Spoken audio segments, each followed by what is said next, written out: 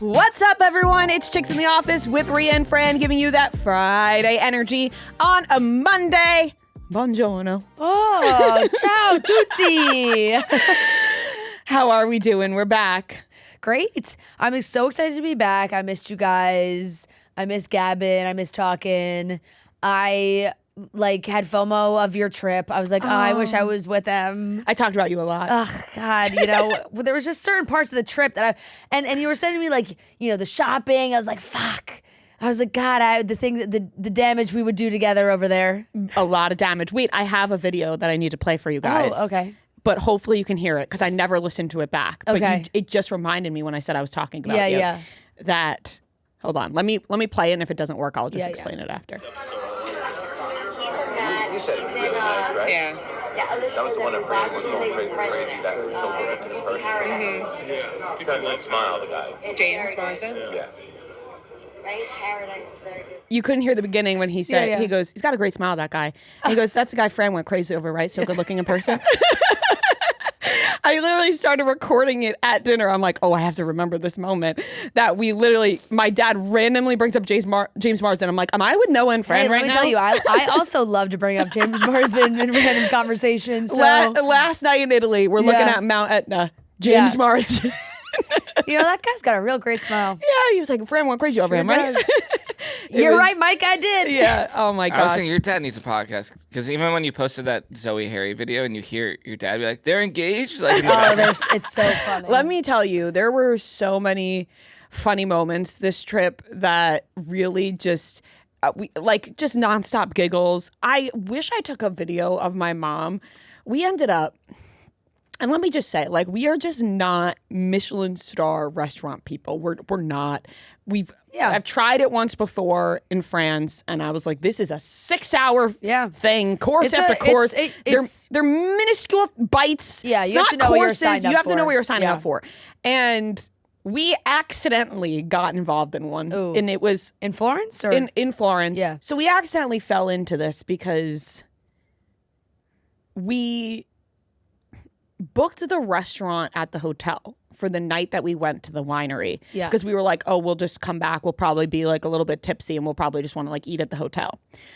None of us, for whatever reason, looked up what the restaurant at the hotel was. And it ended up being a Michelin star thing. And we had eaten some pizza when we got back. But this was it was a full, 8-course. Yes, but we had gone back from the winery. We were all a little bit drunk. Yeah. The Som at the winery suggested this place to go to. He said it was the best pizza in Florence. It was by far the worst meal we've ever had.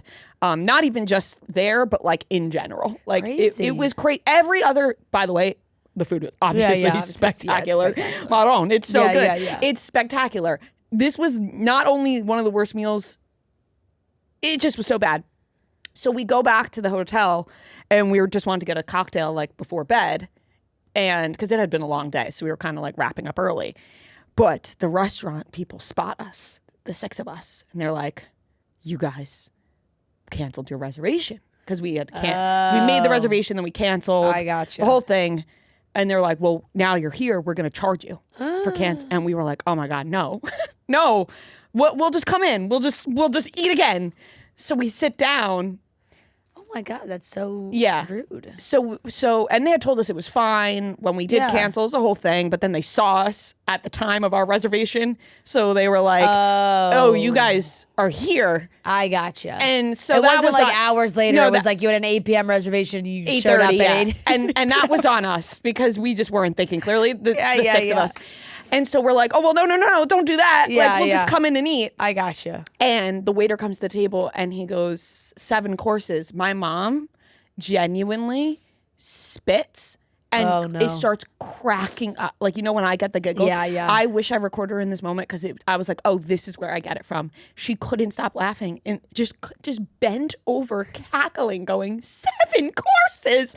Just totally not what we thought we were signing up for. It was on us for not reading the fine print. And it turned out to be one of the funniest nights there because one of the things was pigeon. And my dad was like, I don't want pigeon. Yeah. And you just gotta look past it. You gotta look past it. And the guy, You know, you see it on the menu, you gotta go. right, It's something else. and obviously, they, in their Italian accents, he's like pigeon. Right. And my dad was like, just because you're saying it like that does not mean I doesn't want make to it eat it. something I want to eat. But we had eaten it the night before, Matt and I, and it honestly just tasted like steak. Yeah. But when you think about pigeon and like New York City, you're just like, yeah, no, I mean, anytime you really envision your food that clearly, if it's anything, it hits a little too close to home. you don't, yeah. So my dad's like, just because you're saying it like that does not mean I want to eat it. So Yeah. then he was like, okay, we'll give you the grouper instead. Like, it was, this dinner was madness, but we learned our lesson. Gotta read the fine print. We are not Michelin star people. That's not what we want to sign up for. It is not the thing. To be honest, the thought that you guys made a reservation, canceled it, and then showed up at the exact time that the reservation was ridiculous. is really funny. It's ridiculous. Like, what did you think was gonna happen? We You were were- just gonna, and it was at your hotel. So It was like no. It was all on us. We were so tipsy. We had came back yeah. from the winery. Yeah. You're just like in a funny totally. mood. You're not thinking straight, and you're Yep. like, oh my god, and then we were stuck. Like Yeah. we could not leave. So that was very funny. What was your favorite meal in Florence? Oh wow. I have to give a huge shout out to Heather McMahan, and you'll hear it on this episode. I think I can't remember if it was during the interview or before, but Heather was like, I got all the recs. Yeah. When I leave this studio, I'm gonna text you. I'm going to call my guys in Italy and I'm going to set you up with all the reservations. And my God, she did. Like, as soon as we left the studio, huge shout out to Heather, because my favorite restaurant that we went to the entire trip was in Rome, Al Faceto. Absolutely delicious. She sent a bottle of champagne. It was all class from Heather McMahan. What a doll. She is, I mean, she's my favorite person, and it just lived up to it right there. But the restaurant in Florence, El Peroni, Perion, sorry. Yeah. I'm now blank. I literally gone for so long that all the days are. Joe and I had a full conversation. We were like, so we have to discuss that it's May. Yeah. Like, we have, like, what's going on? Where are we in life? What's happening? Like, we're having a weird, like, what time of year is it? No, it's crazy. Yeah. I don't even know. It like feels like a dream. So both of the places that Heather set up were genuinely so delicious and like two of my favorite meals that we had. We did a cooking class in Florence that was so beautiful. Learned so much. I'm really excited to take what we learned from the class and apply it at home, a different way to make tomato sauce, and made raviolis. And anytime I've tried making raviolis in the past, I fucked it up. So to learn and actually see it and do it with them was really cool. And that was delicious. Like that. It was so, so, so good.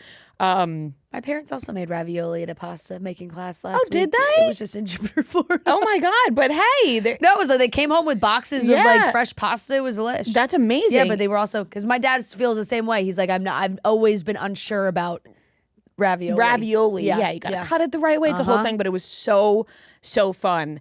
And yeah, I mean, there's just so much like art and history in each place. Yeah. Every place Florence has some great Rome, museums Florence, and and Taormina, they're all unique in their own way. Like, I took something away from each spot.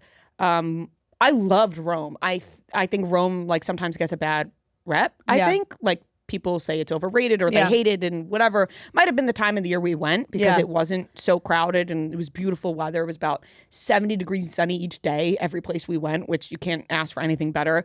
And Rome has so much history and some not so great things, and then other nice things, you know, when you really learn about it. But it was really, really cool. And I just loved each place so much that I've been going back and forth in my head of like, which was your favorite place? Florence is just picture perfect. I mean, it's like fake, you know, I love Florence. all the little streets and just everything, like you said, the museums and everything that they have in each place was just so, so, so cool. I was laughing at you posting about that walk up to the top because we did that too on a day. Dude. First of all, so many people message saying you have to do this walk up, but it's so worth it when you get to the top. Yeah.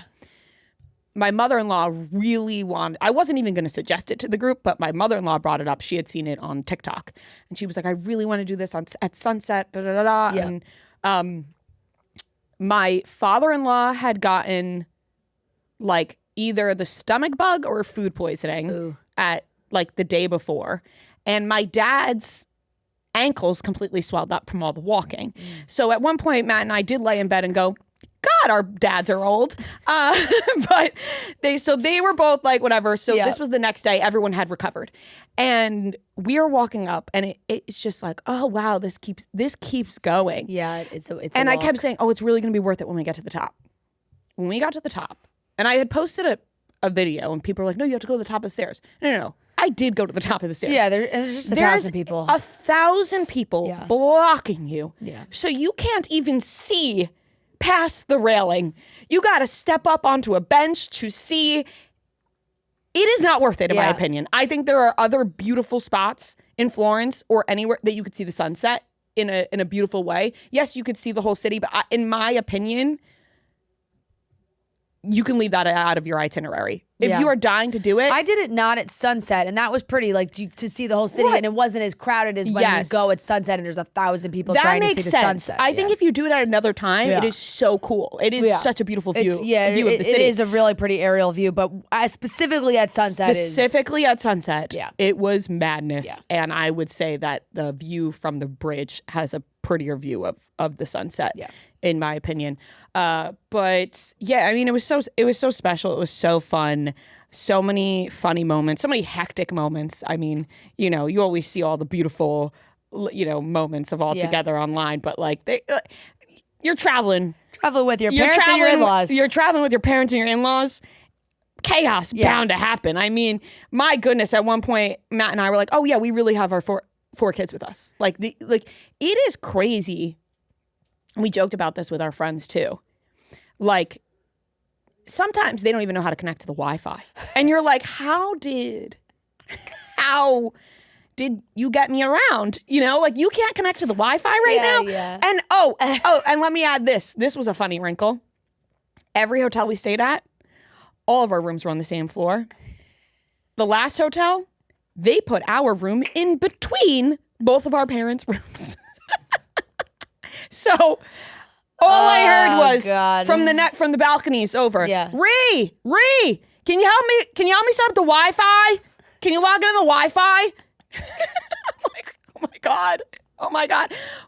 The amount of knocks on the door that I'd go, no, thank you. Yeah. And it's your mother. Okay. I'm like, oh my god. Like we'd be like, no room service, right? No, we're good. We're good with the housekeeping. Yep. No, I have something for you. Okay, coming to the door. I remember I answered the door at one point as my mother-in-law. I said, who is it? But no, everybody's knocking. It was really funny though. Like it was like a sitcom. You can't script. You can't script it when you're like, oh, our room is in between both of our parents. Well, that really did crack me up because that really was like the F. Murray Abraham like storyline on White Lotus with like him and his kid, like the grandson, and they're like all together in the room in the hotel. Yes. Oh no, it was so funny though. We were cracking up. Was it like warm enough for pool time? Or? So actually, Sicily was the coldest. Interesting. And the only place it rained. Yeah, I guess it's still like kind of their spring season. Maybe. Yeah, and the hotel we were staying at was doing construction on their pool, coincidentally, but thankfully, I mean, it's not like it was warm enough. No, to need it, I would have been. You were pissed. That I would have been pissed. Yeah. We did get a warning that it wouldn't be open, but it wasn't warm enough to even go in it, so that was fine.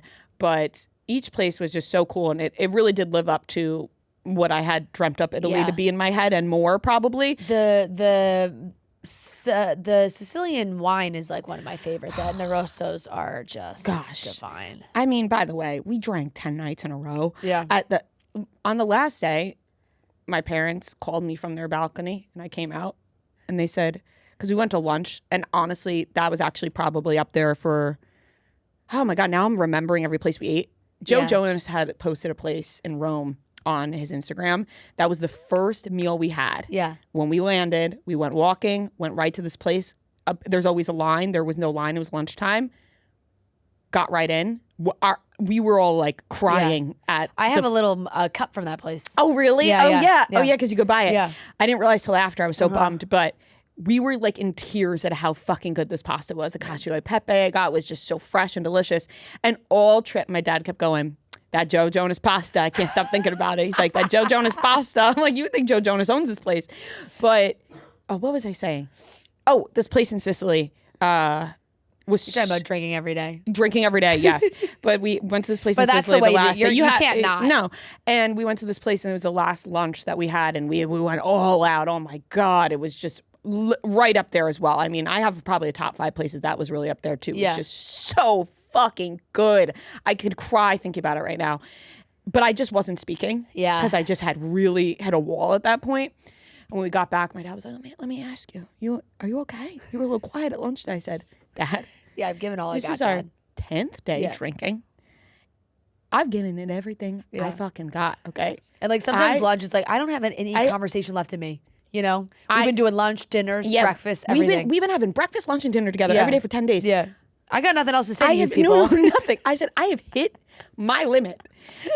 But by the way, my parents can talk and talk and talk and talk and talk and talk. They never run out of things to say. They never run out of things to say. But it's a talent though, because I just feel like they could just look at something in the room and then it could spark a 30-minute conversation. Right. And I know that I've done that on this podcast about 1 million times. Yeah, but then you realize where it comes from when you spend so much time with your family. You're like, oh, these are traits I've picked up on. This has been passed down. Yes. No, but it was so special, so much fun having both sets of parents together, and they just had so much fun and so many laughs together as well. And it was my parents' anniversary one night, and that was the first night we got to Sicily, and we sent them off on their own to have their own dinner, the 4 of them.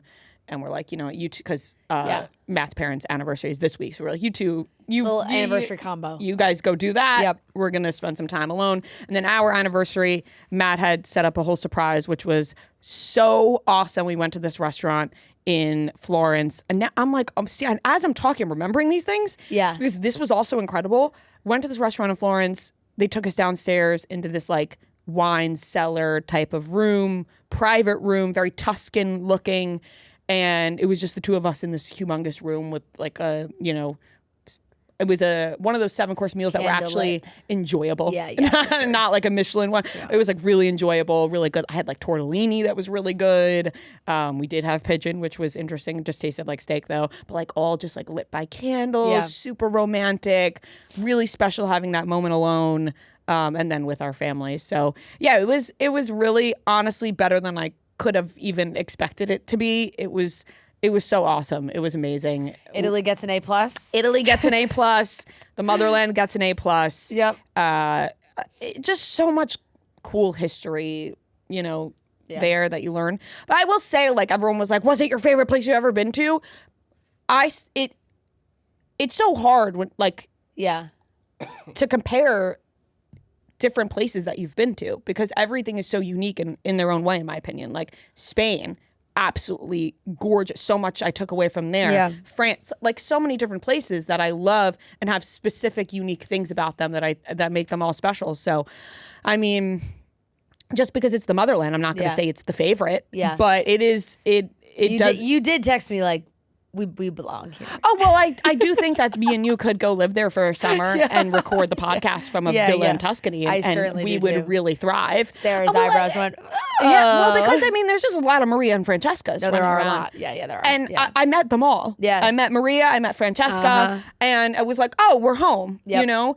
And that's actually kind of what it felt like, not to be cheesy, but like, I grew up around my mom's side of the family always talking Italian or Sicilian, like with each other, when my grandparents lived in New York, because they any family gathering, they only talked in Italian to each other. So being there, it didn't feel, you know, like I was like, oh, like it was comforting. Yeah, I was like, oh, my aunts and uncles, you know, like it kind of like felt that way at times. How'd your mom do with her Italian? Better in Sicily. Yeah, which well, makes sense because it is a lot different. Sicilian dialect is very different. Very different. And it was so funny because you can really feel the difference in parts of Italy.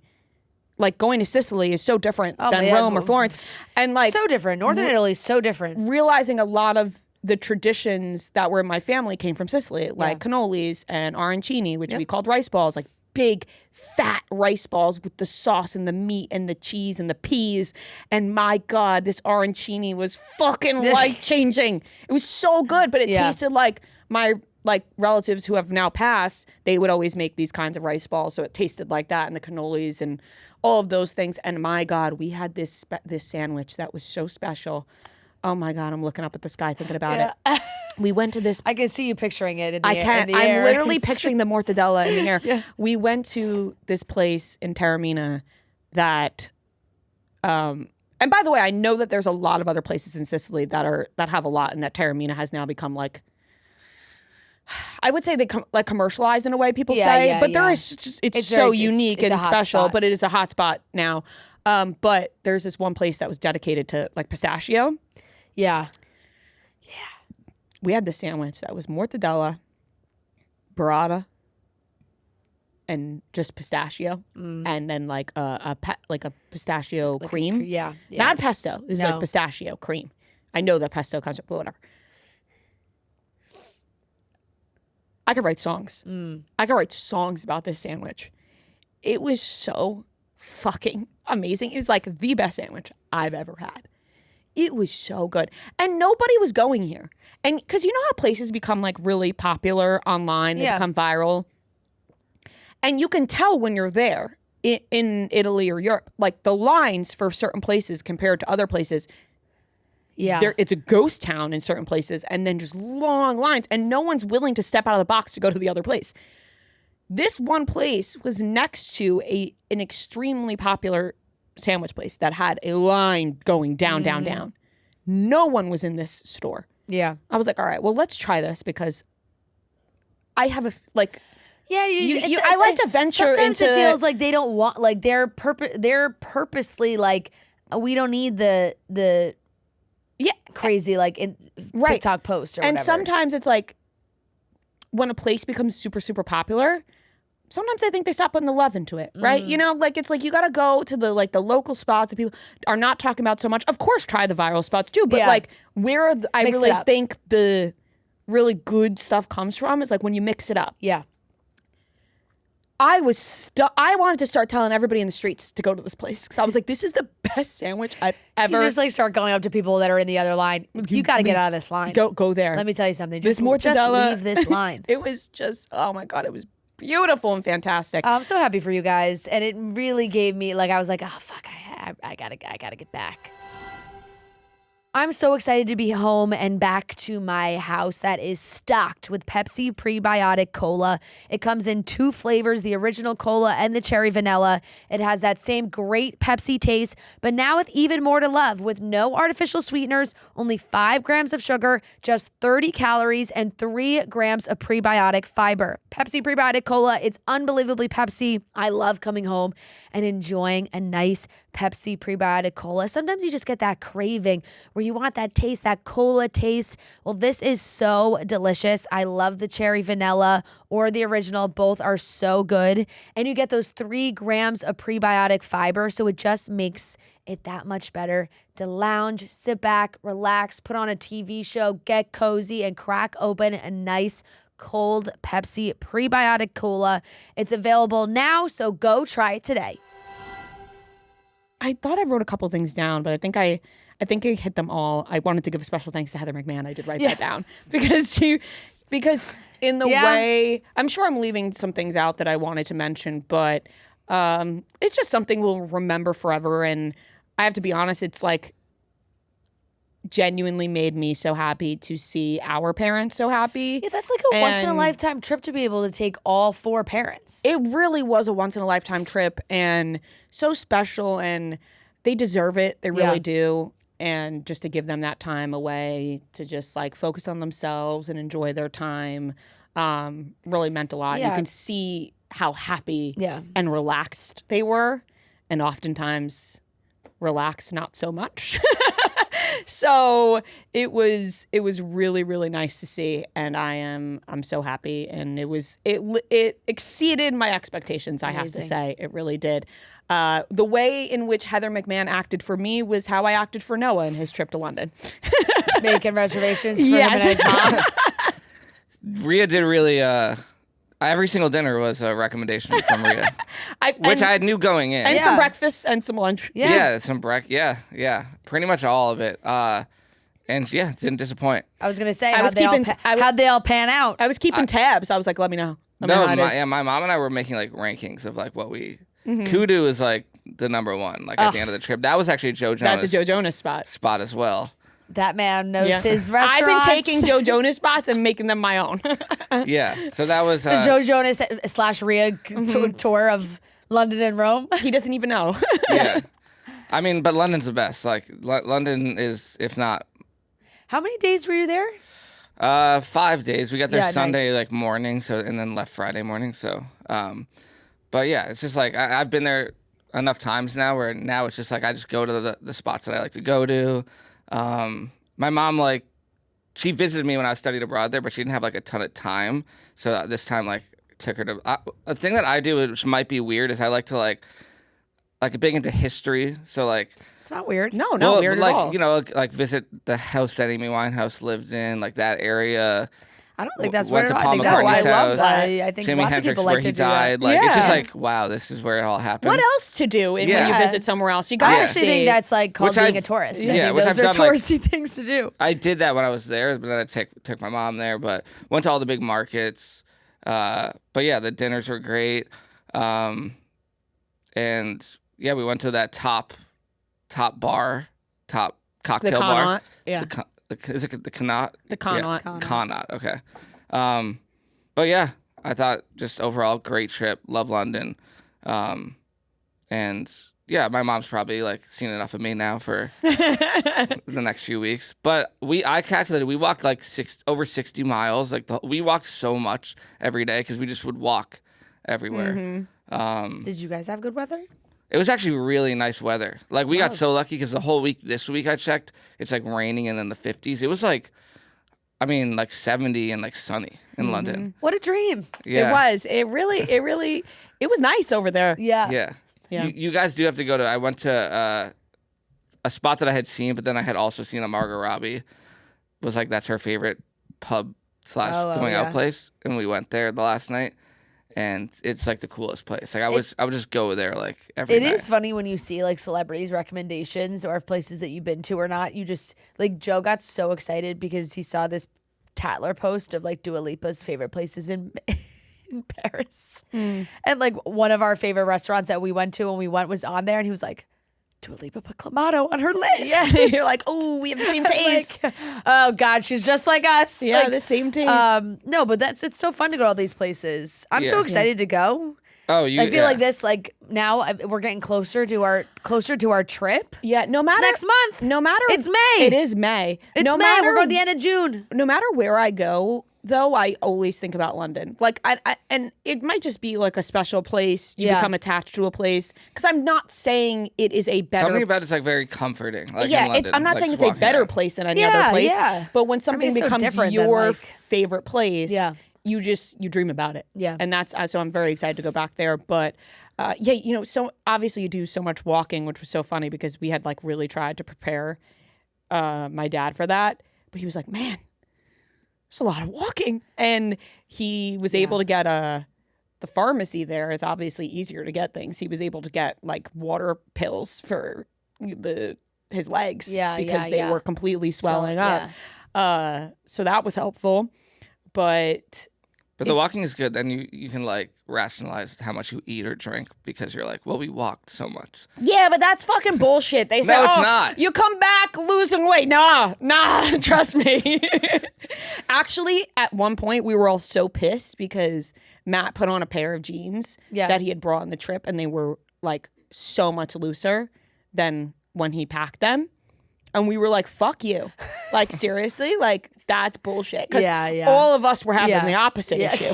And we were like, oh my God. things are tight. But let me, boys just have They it. boy, it's just like boys just have it easier. they It's so just fucking do. annoying. It's like so. I'm I know. literally like we were just looking at him like, oh, how nice I that know. must be for you. No, truly. Yeah. I Meanwhile- deal with that with my husband as well. Like he'll do 1 week Yeah. of like exercising, eating healthy, and he did like when I was in Florida. And then he came into Florida, and I was like, oh my god, you look great. He was like, yeah, I've been this week. I'm like, This week. This week? Yeah, sorry. All the dirty martinis, red Yeah. wine, pasta, pizza, cannolis, gelato that I've had is not making me lose weight. Okay, no. But my no matter God. how much fucking walking I Yeah. did, but so worth it. I don't give a shit. Yeah. I don't care. I'm not like, oh, like no. You go there to experience those. No, things. exactly. You go there for all of that. I have to say, I don't think I had nearly enough gelato that I was supposed to. Yeah. I don't think I had a lot of cannolis. Bless you. But I think the only thing that No, the problem is that you do enjoy the food so much. The food is so good that when it does get to be gelato time, it's like, I can't eat another bite. yeah, I have to say on the plane home, I thought about it. I said, oh God, I don't think I had Yeah. enough gelato. That was like the You only have thing. to. You actually have to do the afternoon gelato. Yes. That's Well, my. we made You do like the 4 p.m. gelato. we made fresh ice cream from scratch Ooh. in our cooking class, vanilla bean. Yeah. Which was so cool because I didn't know you had to like actually cut the bean open and put it in and the whole thing, and that was so fresh and delicious. But I only had pistachio gelato one night maybe, and It's not enough. not enough. Not I'm thinking enough. I didn't have enough gelato, No. so Gonna have to go back. Just I for know, gonna have to go back. But yeah, an amazing trip, and just thankful for all the moments. Yeah. Grateful for all the moments. Happy to be back, though. Yeah. I will say, Everything. Hallelujah. yeah, everything. Hallelujah. Cannolis, hallelujah. Yeah. Arancini, hallelujah.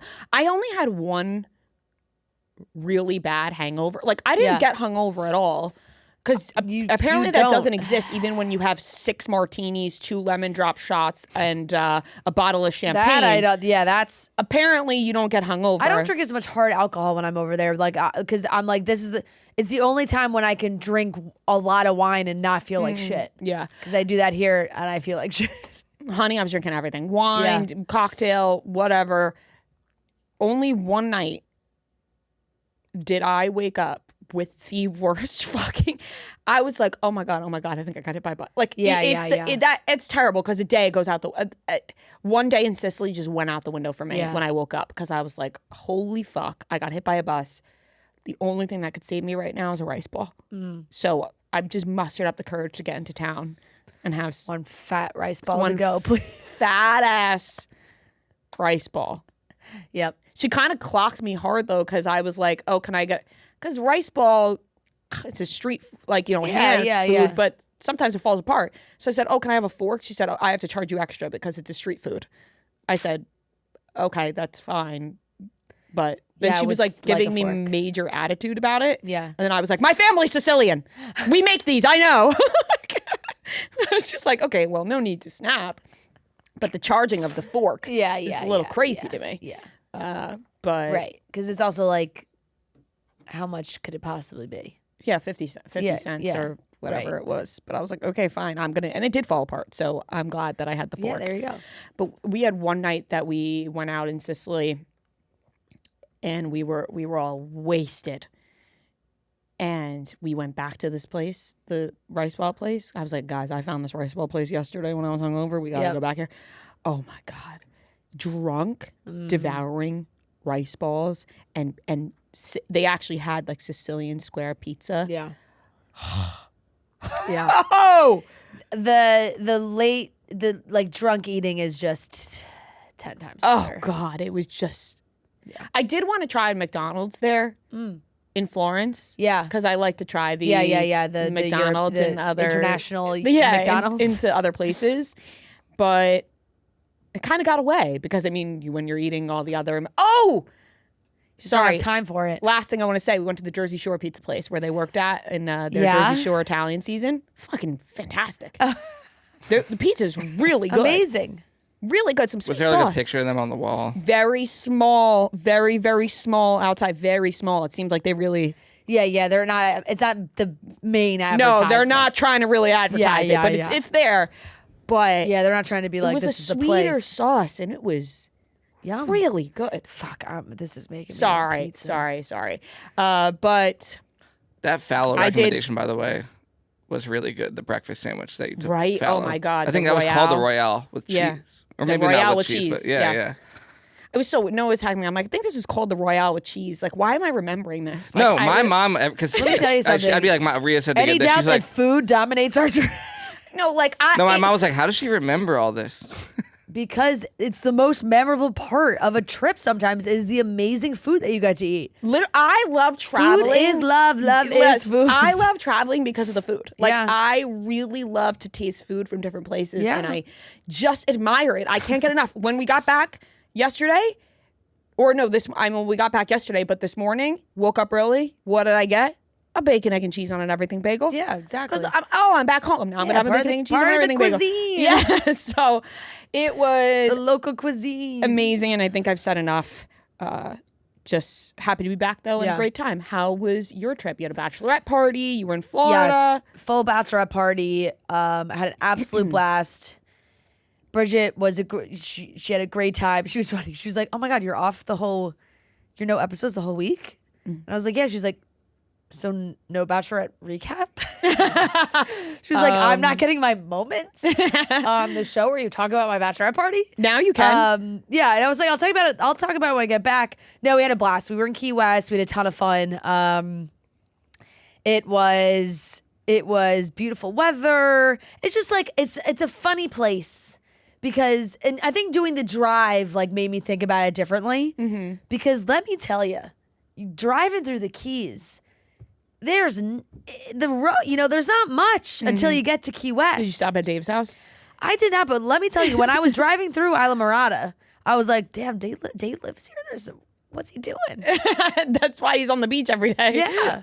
That's why he's teeing by the sea. Yeah. Because, and I'm sure, like, that's the lifestyle you want when you're down there. But the drive is really, really pretty. But once you get off the highway, the end of South Florida, it's like, okay, 100 miles on one road, and it's like one road, one lane.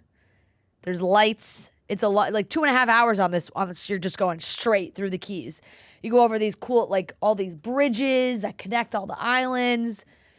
It's a gorgeous ride, but it was interesting when I finally got to Key West. I was like, oh, there, you go back to like Staples and like Starbucks. Like there's name things around.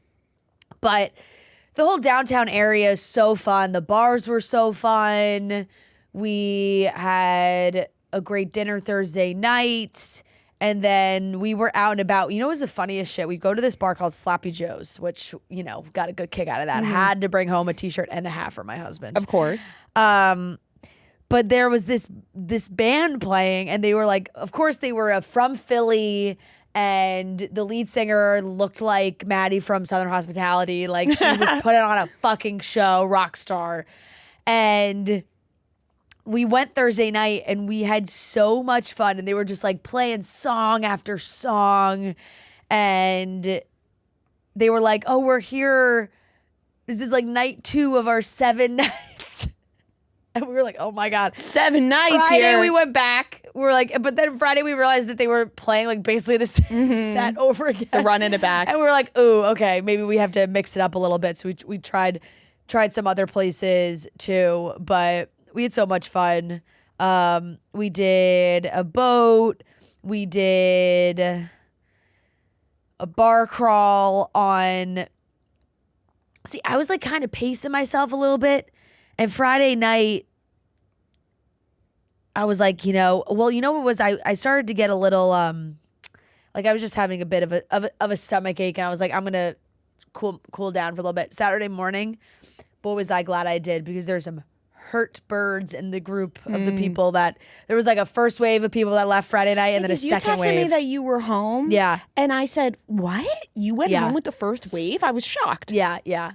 I know. And it was really only because Very I wasn't unlike you. Really only because I wasn't feeling well. And then with Saturday, we did a full, and I was ready to go, but Bridget's fiance is named Nathan. So, and he loves hot dogs. The Feenies love hot dogs. Her sister Katie is married, and on her bachelorette they did like a Feenie's Last Weenie kind of thing. You know, it just writes itself, right? So we do a full like Nathan's hot dog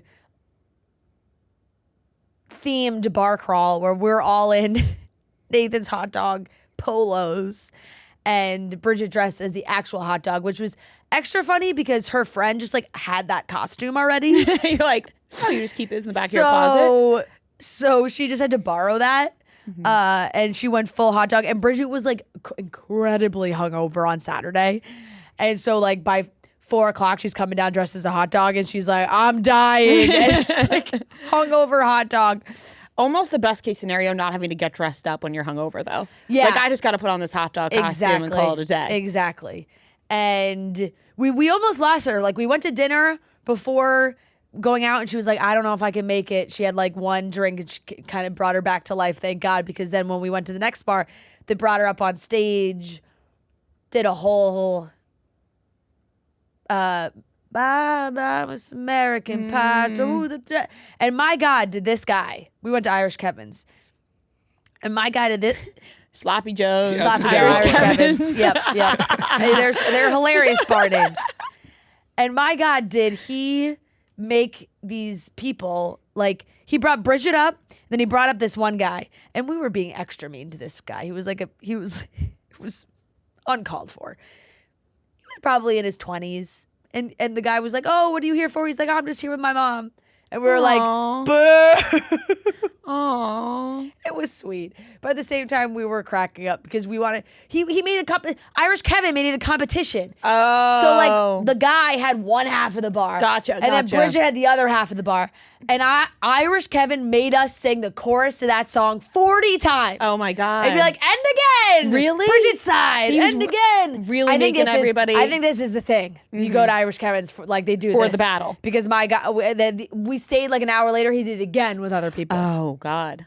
So, you know, we're cheering our little hearts out for our dancing hot dog. And then the other guy was like trying to get his side to win. And we were like, hey, it's her bachelorette. She's dressed as a hot dog. Right. Let the girl win. You're gonna embarrass her while she's dressed like a hot dog? Have her win. Yeah, as she's dressed as a hot dog. That would be rude. It was really funny though, the amount of people that thought we were like Nathan's employees. I could see the mix up. The amount of people that were like, so you guys work for Nathan's? We're like, no. Corporate retreat. It took a while before finally, like, there'd be groups of people hanging around us, and 30 minutes would go by, and they'd be like, so I gotta ask, like, why the hot dog? Wow, Nathan's has really beautiful employees. It was so funny. We're like, yeah, you know, they said this is our Key West management retreat. Our yearly retreat. And shout out Madeline, because my DIY queen, she got all those yellow polos and ironed all the Nathan, like she made those. Wow. Ironed the Nathan's logo onto all of them. Beautiful yellow. She did such a great job, and she's like, now she's making all these necklaces. She made They're these so cool. beautiful shell necklaces for us that were so pretty, and she's taking the like shells from the beach in Florida, and just they're so cool. So yeah, just a lot of fun, a lot of laughs. We really were giggling, especially Saturday night. It was just like, you had like kind of an out of body experience because Bridget's on stage dancing as a hot dog. Like there's 9 million TVs on. There was just like, it was just madness, and we had such a fun time. It looked like so much fun. We had such a blast. So then I went back. I drove back from Key West to, where'd I go? Back to Jupiter, and stayed the week, which was lovely. Just really relaxation time. Nice. Not too much Good to weather. share. Beautiful weather. Getting a little hot, but it was so fun to have. You know, I had Olive with us, which was so great, and it's just every time you go down and you spend that much time down there, it's just like shit. You I could get used to this. You get up, beautiful walk with the dogs on the beach. You have your coffee, you sit out, you catch up on what's going on. It's beautiful weather. The sun is shining. I read my book, floating in the pool. You do a little swim. You take a little nap. You eat a little food. Yep, exactly. We had some good meals. My dad cooked one night that was this like salmon that was fantastic. And funny enough, we went to this little spot that's in Hobe Sound that's a Italian place. Casa del Vino, shout out. And it's older Italian couple that runs the place, and it's small. They serve like maybe 10 people a night, like if they can, depending on who's coming in for the seatings. And it's a fixed menu, whatever they got going that night, and it was absolutely delicious. We also had I had a lot of ravioli. So much I don't know what it is. ravioli. A lot of ravioli, but really so good. And yeah, then Joe came down towards like the end of the week, which was nice, and we had a lot of fun time together. It's my mom's birthday this coming week, so I'm missing like the Mother's Day birthday combo. Gia's actually going down to see her, but the way it worked out with like being in Key West and also us having the week off, I was like, well, I'm gonna stay this week Exactly. and do that. So that was a lot of fun. But yeah, we really were just relaxing. I wasn't like reading my book, watching sports, a lot of basketball, hockey, playoffs are on, it was a lot of fun. A lot of that was happening. Yeah. Got to watch the Sixers win with my parents and lots of games. And my dad's so sorry. There's a lot of this discussion going He's on, gonna right? say he doesn't care. Not that I don't care. It's just it's kind of I don't know if you saw Dave's video, but it's like they weren't going to win like this year, and the Sixers aren't going to win. So we can rest easy knowing that. Well, that's the big picture, but I'm going to enjoy the little picture. Here's the The thing. little picture is they haven't beaten the Celtics in a playoff series since the 80s. Oh, really? Yes. They haven't. When's the last respect time they those. won a playoff series before this? They have won playoff series. Don't be a fucking dick. I'm actually rooting for the Sixers against the Knicks because they're both like horrible fans Get to tickets listen to the Knicks and Sixers. But High School Musical shout out. Yeah, yep. I didn't. Yeah. It's Work This Out. Yeah. okay. High School Musical 2. Yep. But I'd rather see the Sixers advance than the Knicks, to be honest. Well, it was funny because Joe's a big Knicks fan, so we're house divided, and he was. Ooh, wait, I are know. the Knicks? The Knicks are playing the Sixers. Tonight. Knicks are playing the Sixers? Sorry. Starts tonight. I know that it registered, Yep. but Yeah. now it's really registering Yeah, because, yeah, oh yeah. my god, a house divided battle. That's so Yeah. fun. Yeah, Knicks Sixers Tonight, game 1. I'm gonna be tuning in. Yeah, But I'm gonna be rooting for the Knicks. yeah, that's fair. Really? Why would I root for the Sixers? Why would she Just, root for the just Sixers? like out of your It's allegiance New to York. fan. I don't know. I actually really I'm from New York. To be honest, I really and I say that as if I know. I've ever. yeah, I'm from New York. Go Knicks. They playing at the Garden? That was a little Boston. I That was a little too didn't I was know Boston. gonna the- say, I- first of all, I didn't really realize the intense history between Embiid and Karl Anthony Towns, by the way. Now I'm seeing all this, like that they hate each other. Yeah, it's going to be a very interesting. It's going to be a very interesting series. I'm excited for it though. But it was funny because I think and especially for me, like because Joe's such a big Knicks fan, like, and this, the Philly in me probably doesn't like the Philly in me won't like this, but I'll root for the Knicks. I root for the Knicks all the time. will there be games this weekend? Yeah, When? Friday and Sunday Oh my god! in Philly. Friday I and asked Sunday. you to come. I asked you to do something Friday. Yeah, I know. Well, the schedule came out. I know. Only Okay, like, well, I won't be the other mad day. if you have to cancel, but whatever. And we're just like talking yeah, logistics yeah, out loud. Yeah, but that's fine. Yeah.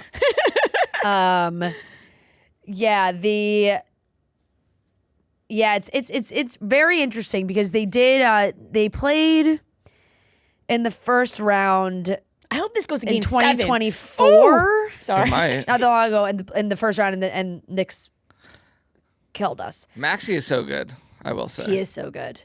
But it was funny, like, having this joint bond of, like, Knicks and Sixers just kind of hating the Celtics. So there was, like, the Knicks fans were kind of like, yeah, we're happy the Celtics lost. But now... But the Knicks fans, I saw a lot of Knicks fans being like, we'd rather play the Celtics than the Sixers. Yeah, but I don't think they would have felt that way before the Celtics-Sixers series. Like, if we were going into the playoffs, if you were looking at it, I think they would have been like, yeah, exactly. There's like they would have. Right now, there's only a very limited amount of evidence of when the Sixers play as their starting five and everybody's healthy. Like, it rarely happened all season long. You did not get like Embiid and VJ and Tyrese Maxey all everybody together at the same time because Embiid's. I mean, Paul 7 George was feet also of like glass. didn't miss the entire series. It felt like. Yeah. And so, but my God, every time he falls to the ground, when a big guy just falls to the ground like that, you're just nervous. Flopping to the ground. Every time. Yeah, and go ahead, Noah. No, I think the Jaylen Brown Twitch stream last night was so bad. Like, I think that's so embarrassing. I think that's and granted, like, I do like Jaylen Brown too. I find that to be unfortunate, sort of it's kind of like loser mentality. It is. What happened? He went on Twitch last night and basically made a bunch of excuses. Jaylen Brown is on the Celtics. And he's just being like, Embiid just flops all the time. Like, everybody's just flopping. Like, well, he also said the refs have an agenda against him. Yeah. So it's just like when you get voted out of Survivor, you just have to say thank you you lose, and congratulate everybody. A lot of people are also attaching to the line where he was like, "This was my favorite year of basketball." Where it's like, the year that you lost in the first round is a better season to you than when you won the finals and got Finals MVP. Interesting. He said this is his favorite year, but people are saying that's like a shot at Tatum. Right? Do they have issues? I mean, no. Not. They would never say that. But people like. He was the number one option all year, so. Yeah, sometimes I feel, it's like, that's a tough battle. It's a tough dynamic when you're a superstar and when he gets hurt and then you have he steps up, he becomes a superstar, but then Tatum comes back and it's like, well, who's the superstar now? Yeah, Tatum being hurt was unfortunate. No, that was, Because it was also like, I was like, I get it. Like, you don't risk that because another injury like last year... Another injury like last year, and that is potentially career-ending. Yeah. Like it's a tough situation. Tatum tore his Achilles in the playoffs last year. Oh, came back super fast. Yes, like way faster than the usual timeline to play. And then after Game 6, he looked like he maybe fucked up his knee a little bit, or maybe it was a calf situation. I think they said they ended up saying knee. But especially with like Achilles, it was his other. It was his other leg. Other leg. You compensate for your it was other his other leg, so but yeah, exactly. And the Achilles is like anytime you have any sort of lower leg injury that you kind of try and play through, that's when the Achilles injuries happen. A lot of pressure. So I think they were very much worried about that, and he didn't play. But yeah, we have next Sixers. I'm excited. And Embiid was like begging Sixers fans not to sell their tickets. That was embarrassing. The Sixers, but I feel like that happens everywhere, and it's hard to regulate. And they put out, like, the Sixers are limiting. Of course, you could buy, like, on StubHub or whatever. Like, any second resale, you can buy them. But if you were to go on to, Ticketmaster and buy the tickets, they were limiting it to only Philadelphia area. But the Knicks aren't going saying, don't, like, the Knicks aren't going to say that because they don't need to. No, they don't, but there'll be a lot of Sixers fans in the at MSG. Yeah, when it's so Philly, New York is so a game close. Tonight at MSG? Yeah. Or during the Met Hour? Yeah. Yes. Big night for New York. Yes. Is Timothy Chalamet going to go to the Met Hour or the next game? Shit. Could he go to both? He could probably do both. Because Met Gal's probably before. Can you leave? Like, are you allowed to leave the Met Gala early? I think so. I think you can leave early. Yeah. If there's one thing I know, one sport I know nothing about, it's he's basketball. Listed truly. on like the for sure attendance list. I saw. So maybe he's Chalamet. hitting. But here's the thing: you could go like the games. I think tip off is 8:12. It's like a very specific time. So it's like he could hit the carpet at 6:30. Be in there for a little bit, and then just like moonwalk out of there, And just go to like the next game? Yeah, in his Met Gala that would be outfit? if he showed up in his Met Gala. that'd be pretty sick. Unreal. That would be sick. Kylie Jenner just strolls in at halftime. Yeah, I do want to say, the first women trainer for the Kentucky Derby did win Golden Tempo right to the top. My God, what a race! What a race! And you know what? I blame myself because I really wasn't that locked in. And I only saw one story. It was the story behind So Happy with the trainer, and he lost his wife suddenly. And I was like, oh. And I didn't pay enough attention because everybody's putting their bets in. We're watching on Saturday afternoon, and Golden Tempo comes from so far behind. And then I see on the TV, it's like first female trainer. I'm like, well, shit, I wish I knew. And they were brothers. Yes. It was really cool. Really incredible, and what a great story. And I loved watching her reaction to the horse winning. It was so cool. It was amazing. And then I also love when you get to see them the next day and they're just like getting their treats. Yeah. They're like, just won the Kentucky Derby. Right. He's getting all the snuggles, all It's the funny nose because he's rubs. like, he doesn't know he won. So he's just like, what's going on? No, he does. Yeah. Come on. Yeah, Golden Tempo, come on. Excuse me. Yeah, great. Like if you put money on that horse, great odds. Yeah. So you probably won a lot of money, which is so fun. Wait, you know what was really getting me this weekend? Spirit Airlines. Dude. I mean, boy, did I not think I was going to be crying about the end of Spirit Airlines this weekend. But it fucked so many people Oh. who were boarding. People were boarding their flights. Yeah. And then the Spirit Airlines employees had to be like, flights canceled. Yeah. And I lost my job. And Crazy. And we're no longer an airline. I know. Well, the last flight landing, did you hear the audio? No. Oh, Yeah, I heard that, yeah. the pilot coming in, he was flying into, I think it was Dallas. And it's like him between the traffic controllers. He's like, Spirit Airlines, 4250 coming in for landing. I was like, No. I know. I was Oh, literally I can't tearing up. listen to that. And then there was a video of a Spirit Airlines pilot who missed his retirement flight, his last flight, because the airline went up. No. And so he missed his retirement flight. And he was on a Southwest flight going home. And I think he was with his son. I think his son had told the people at Southwest like what had happened. And so when they got off the plane at their destination, they had all these people lined up and all the Southwest Airlines people. And they like got on to be like, we just want to give a special thank you to Spirit Airlines pilot. You know, he worked X amount of years and he missed his retirement flight and another one that I was like, what the fuck? Oh, God. I'm glad these didn't hit my page. Yeah, wait, I gotta find. You ever fly Spirit? I we must have have. once. I don't think I ever have. We probably have for Yeah, tour at one Southwest point. honored a Spirit pilot whose retirement flight never took off due to airline shutdown. Like one of those ones where we couldn't Connecting. find like a I always thought it was connecting. Southwest. When he was maybe. coming down in Baltimore. Look at him coming off. Everybody's Aww. claps for him. At least Southwest honored him. Yeah, exactly. I said that's nice. I think his son maybe works for Southwest. They gave it. Look at everybody's clap. I was like, how awful! You missed your last flight. Your That's sad. retirement I mean, like, flight. what happens to all these planes? Do they just like A fantastic question. wrap I don't, it with another? Well, no, I think they're being They get acquired. Like yeah, I right. think like Spirit. I Another think like airline. is it JetBlue? I think like United is Yeah, I thought it was acquiring. JetBlue or United. Because I think JetBlue's not But so doing then so he's hot kinda right like- now either. That's so interesting to me because then these planes aren't like the same planes. They're different. They're not as good. That's the Yeah, whole point. or I don't. Maybe not. But they did offer like discounted fares for people that were on Spirit Airlines. Yeah, I saw like when I flights. went on Delta app, it Yeah. already was like Yeah. offering that. I know. R.I.P.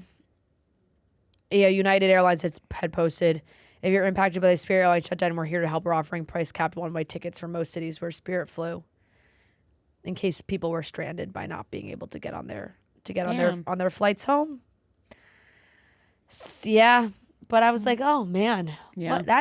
it's crazy to see it just like, I guess it makes sense. Like there's no right time to just stop. I thought it'd be like a 2 weeks notice type thing Yeah, where it's just like, it's over. Yeah, Yeah. that's crazy. That is really crazy. Yeah.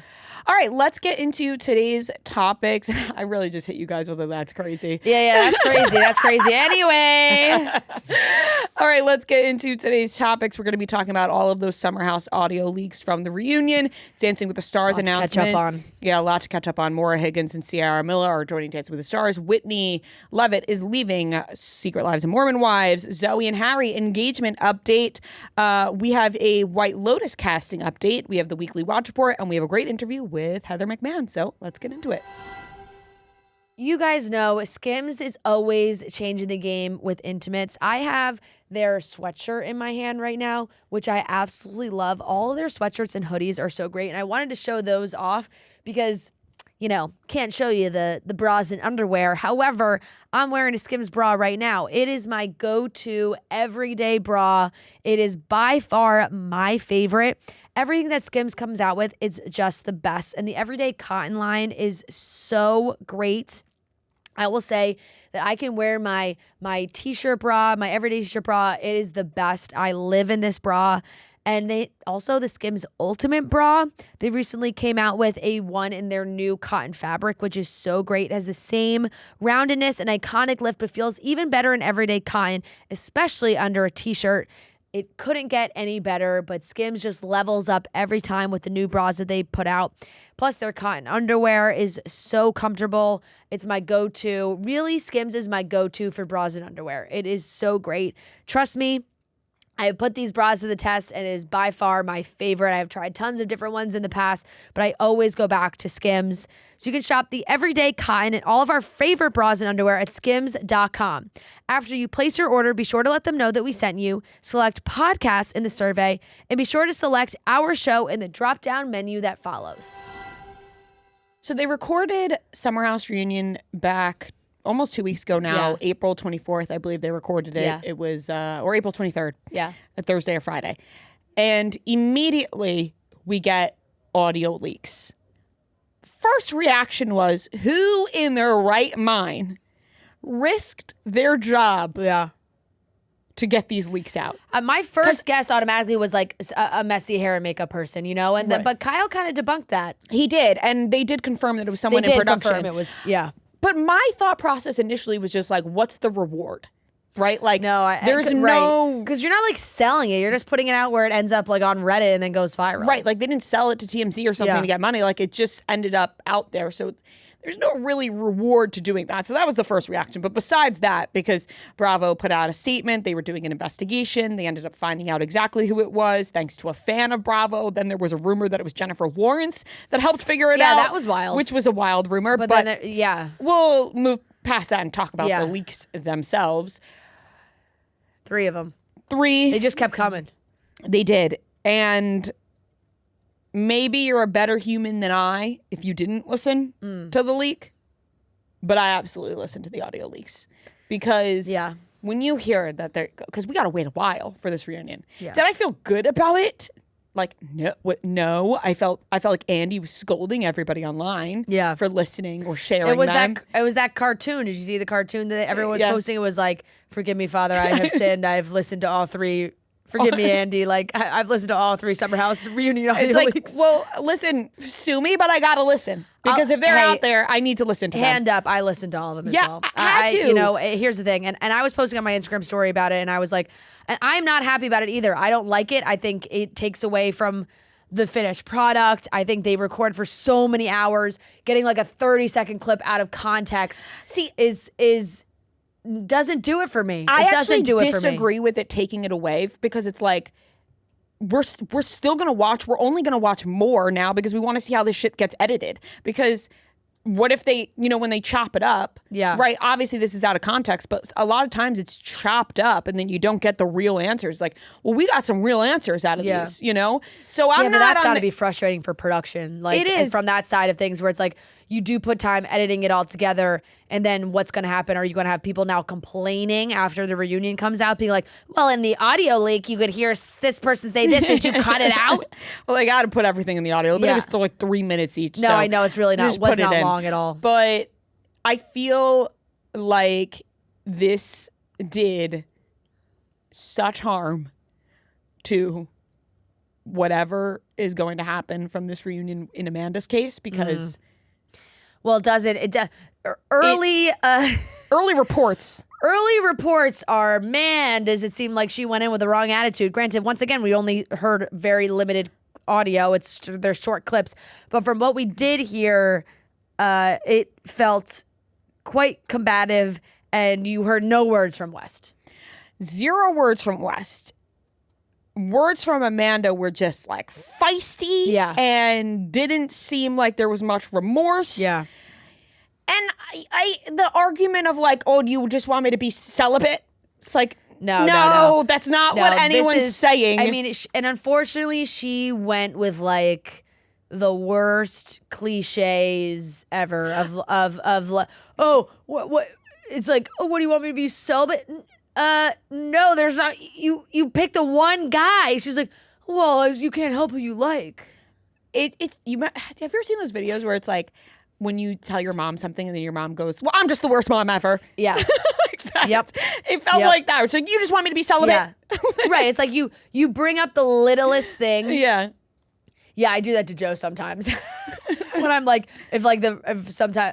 if things are like a little messy and he's like, I'd really like if maybe this week you could organize that part of the closet. I'm like, I'm sorry, I'm the messiest human alive, okay? Like, sorry. Your side of the bed is kind of dirty. He's like, whoa. I'm like, I've noticed you haven't put your clothes away. That's the exact thing. Oh, sorry. I guess I should just be celibate then if I can't fuck Wes Wilson. Right. It really sounded like that. It just Mia's was. line. Oh my God. When Mia's line. when she hit her with the like, oh, just to be Wes's side chick, yeah. I was like, oh. Fire. Yo, That better Mia be is in an there. amazing casting. She really is. She I fucking fits love right Mia. in. I Oh my really, God, really I love love Mia. her. But Have you seen this stuff with? Sorry to it made me think of the other. Have you seen the other girls kind of talking shit about Dara? I have. I don't like they understand. think she's here for fame.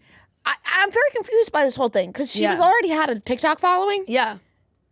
Yeah, I'm like, I guess they just don't And like they, her. like, I don't know. Been It was a weird together thing to say. since the summer. I mean, It was they, Levi like doing like a Page 6 thing, and she was Yeah. like, they were like, "Do you agree with what that she's here like for the clout?" And they were like, "Yeah." isn't everybody on going on reality Yeah. TV there for the clout? I don't understand Yeah. who's going on reality TV at this point in time, in this year of 2026, and going, man, I just want to have a good time. Right. Like, And like, what else are you don't- going and, like, on you reality TV? I'm so yeah, confused. You don't even have the excuse of like a competition show to be like, well, I want to win money. It's like, no. No. You're actually just filming your life. You want to be famous. That's it. That's the whole point of going What on is reality the TV. answer besides? Yeah. I would love for someone to give me a rational answer Yeah. as to why you joined Summer House in the year of 2025, 2026 that Right. doesn't include getting a little fame to like maybe jumpstart your career, business, Yeah. whatever it is. Yeah. A little clout. Yeah. No, I agree. And it looks like KJ and Dara are like going strong. And I don't know if people like if they don't like that or whatever the situation is. But there's been a lot of posts from KJ as well on about like the reunion and being upset and how things all went. And that's an interesting dynamic because it's like KJ came on the show through West. Mm-hmm. So I'm interested to see like if they talk at the reunion. Mm-hmm. It did kind of seem like the idea we got from the cast is that perhaps West didn't give much. Yeah, Kyle said that. Yeah. He was like, he's all about PR and da-da-da, and I can't recall a time where he had Amanda's back. Yeah. There was a wild story that came out that allegedly Wes's cousin Yeah. murdered their grandma, which was a shocking thing to read on the timeline during this. Shocking headline. Shocking, because I think people are wondering, okay, was it... No, It's really fucking awful. it's terrible, and it's like, was this before the reunion? Was it after the reunion? Allegedly before. So it's just that was really, But it's like we don't know really the details of nuts. him finding it out or whatever. But Right. from what the article has said, it was like it actually happened like the day before. So nuts. You don't know you don't know what his headspace was like, and what he knew or didn't know or whatever going into that. So that's gut wrenching. That like, I gasped when I read that headline. Oh my I was God, like, it was are you like what? absolutely Yeah. stunning, insane headline to read. Really, that's really dark. Yeah, we will have to wait a little bit now to get to the reunion. I think probably May 26th or whatever it is. I'm looking at the calendar now. I think I saw May people. 26th I is a saw people break Tuesday. it down. Yeah, I think that part 1 will be on May 26th. 1, 2, yeah, for sure. Because the finale is the 19th. Yeah, Because the In the City premiere is the 19th. right after the finale. Yeah. So And apparently they picked up cameras. They picked up cameras For In the to City. film about Amanda and West for In the City. Smart. So we shall see. We shall see. But yeah, those audio leaks hitting the internet. People were going nuts. Yeah. Because they did not sound good. No. They did not sound good. Nope. But on the topic, Ciara will be on Dancing with the Stars. Huge. Yeah. Absolutely huge news, along with Maura Higgins. Two of the hottest women to ever be on reality TV. Yeah. Yeah. On one By season of far. Dancing with the Stars. Yeah. Like, that's almost unfair. This season could be unwatchable. If Rob joins, we got a big my problem God, on our forget- hands. It's the hottest season ever. It will be like legitimately Mixed with the fact that the pros are already hot too. right. Like They're- it's everyone's just smoking hot. smoking hot season. Yeah, it's insane. It's a hottie season. Like, it's crazy. But this casting is so good. Both of them, I think, will be amazing. Yeah.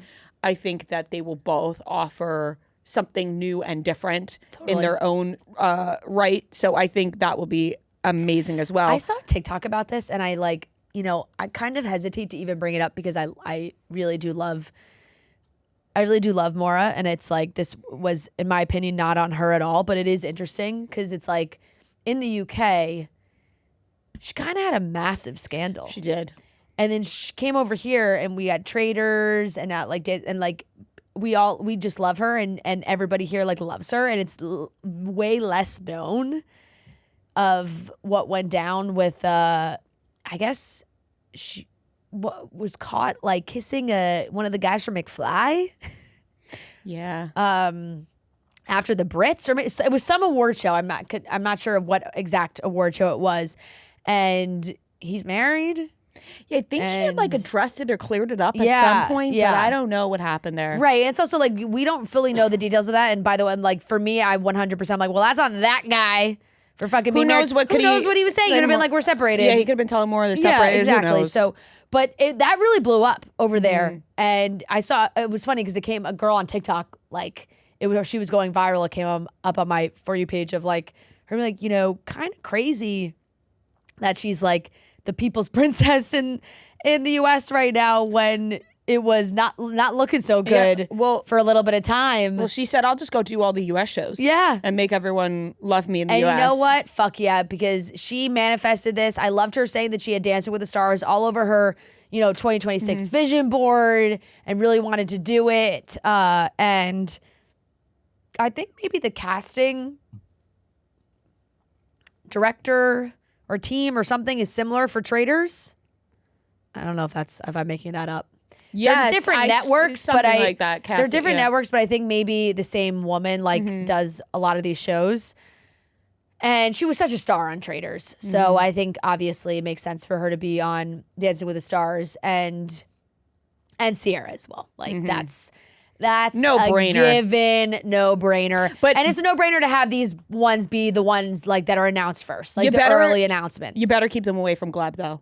I don't want to see, because first of all, I know Ciara will not fall into the Gleb trap. Yeah, I don't know if I they're could gonna see- have Gleb back. I could see a world where like maybe Maura like flirts with Gleb because Yeah. she has that like flirtatious personality. No. No, she's been saying she wants to dance with Mark, which I don't blame her. Like she knows Mark already, of course, from Traders, and if Mark comes back for another season, that would be an amazing pairing. I think Gleb might. I feel like Gleb is kind of getting the push out That's fine. from in general, which I'm absolutely fine with as well. And now they're doing all these things like bringing in, Robert Irwin's doing this show to bring in a new pro. So true. They did the whole Get Real Hulu event while we were away. It was like right when we were leaving, which like a lot of big announcements and things coming out from Hulu Unscripted. It looks like such a fun event. I hope we did get invited to go, and I wish the timing was different. We were able to go, but we weren't able to. But I loved seeing all the updates and seeing all the people and the new shows that are coming and fun stuff that's going on. They did announce that they're doing a Mafia. They It's, are. like Hulu's version of Traders, basically. And they announced the cast, and it's really quite the cast.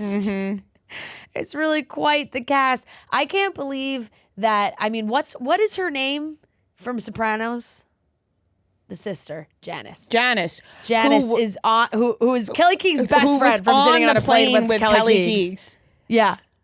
So funny. Oh my God, I meant to text Kelly about that. Right? And she is on this cast. Oh, it's called The Mob. Yeah. And it's going to be hosted by Parker Posey.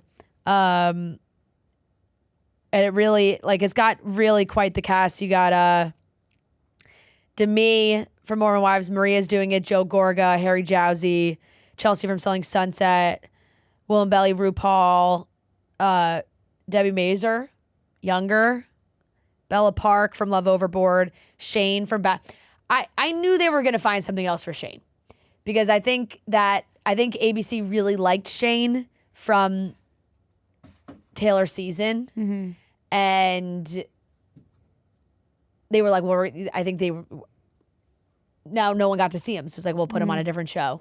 So he got on this show. Romeo, haven't seen him in a while.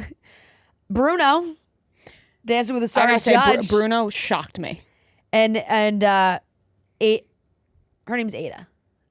Ada. Turturro.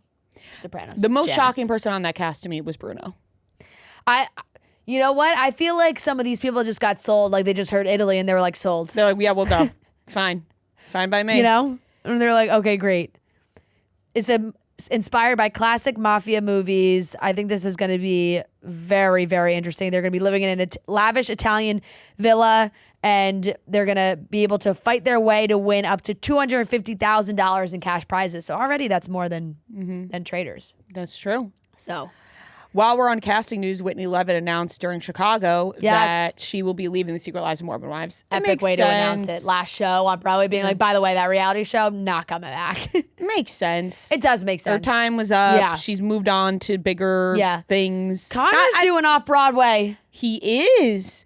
I said, you know what? Good for this family. I couldn't be happier for those two. They're thriving all over the place. I saw that announcement. They got the dirty soda in the city. It seems like they're put them on in the city. Right. Let's get a crossover going. You know what would actually be so interesting? And I'm shocked that they really haven't done it. Because the theater kids have the best drama. They do. The theater kids really have the Very best dramatic. drama. I know.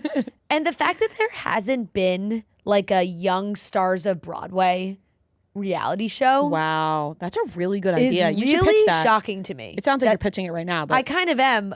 And it's really just coming into my brain right now. You know what really has made me think of it? The fact that this guy, Derek Klena, I've been getting him all over my TikTok because you know what he did? He's been on Broadway for years. He's a star. He's extremely handsome. And he's a real life Troy Bolton because you know where he is now? The Savannah Bananas. wow. And he played baseball growing up. I and saw now this he's a guy. pitcher, and he's singing Broadway tunes. Yes. And it is breathtaking performances on the fucking baseball field. I saw this guy because he said that he loved High School Musical and Taylor Yes. Swift. And this man is actually really Troy Bolton because he's out here pitching like pretty well. Well, he's like Ryan. Yeah. Ryan loved Hey, baseball. hey, bada, swing.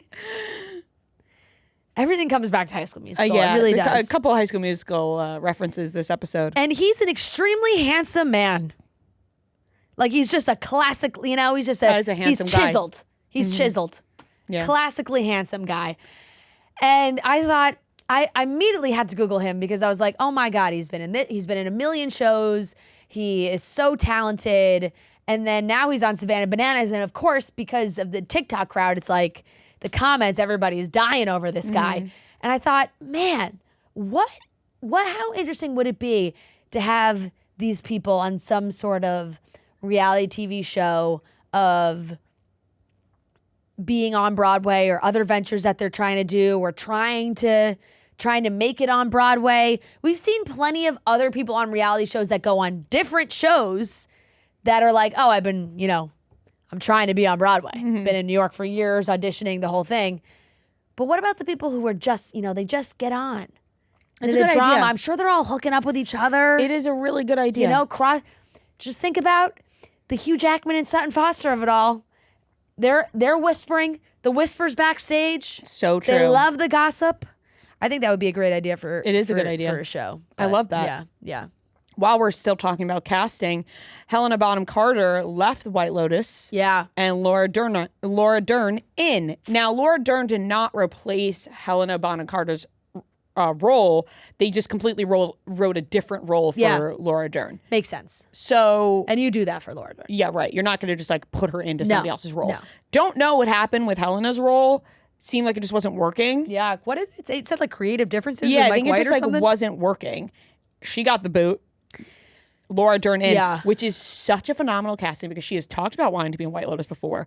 And I can't think of a more perfect person to be in the White Lotus. So I got chills. Yeah. I had chills. Oh, I went to the White Lotus hotel. Well, they filmed in multiple spots, but one of them we went to for cocktails and light bites. Yes. And my mom stole multiple spoons. Okay. And I didn't know. And she knocks her bag over. And all the spoons come flying out onto the floor. I said, Mom, you took the spoons? She said, yeah, I took those. They're nice. They're nice espresso spoons. Yeah. This woman left with multiple spoons from this hotel. It kills me that she didn't just take one spoon. She took it was like multiple. And then, can I tell you this? Yeah. I got a picture this morning sent in our Italy group chat She's using the spoon with her coffee. of 2 cappuccino cups with the lids. She goes, I took them for you and Matt, the 2 of them when you had cappuccinos in our room. She took the 2 cappuccino cups that we had in their room one day and took them home with her. Yeah. And then my mother-in-law said, let me know if you need 2 of the spoons that she stole. I said, what the hell went on? I'm whispering about it because I'm afraid. I said, what?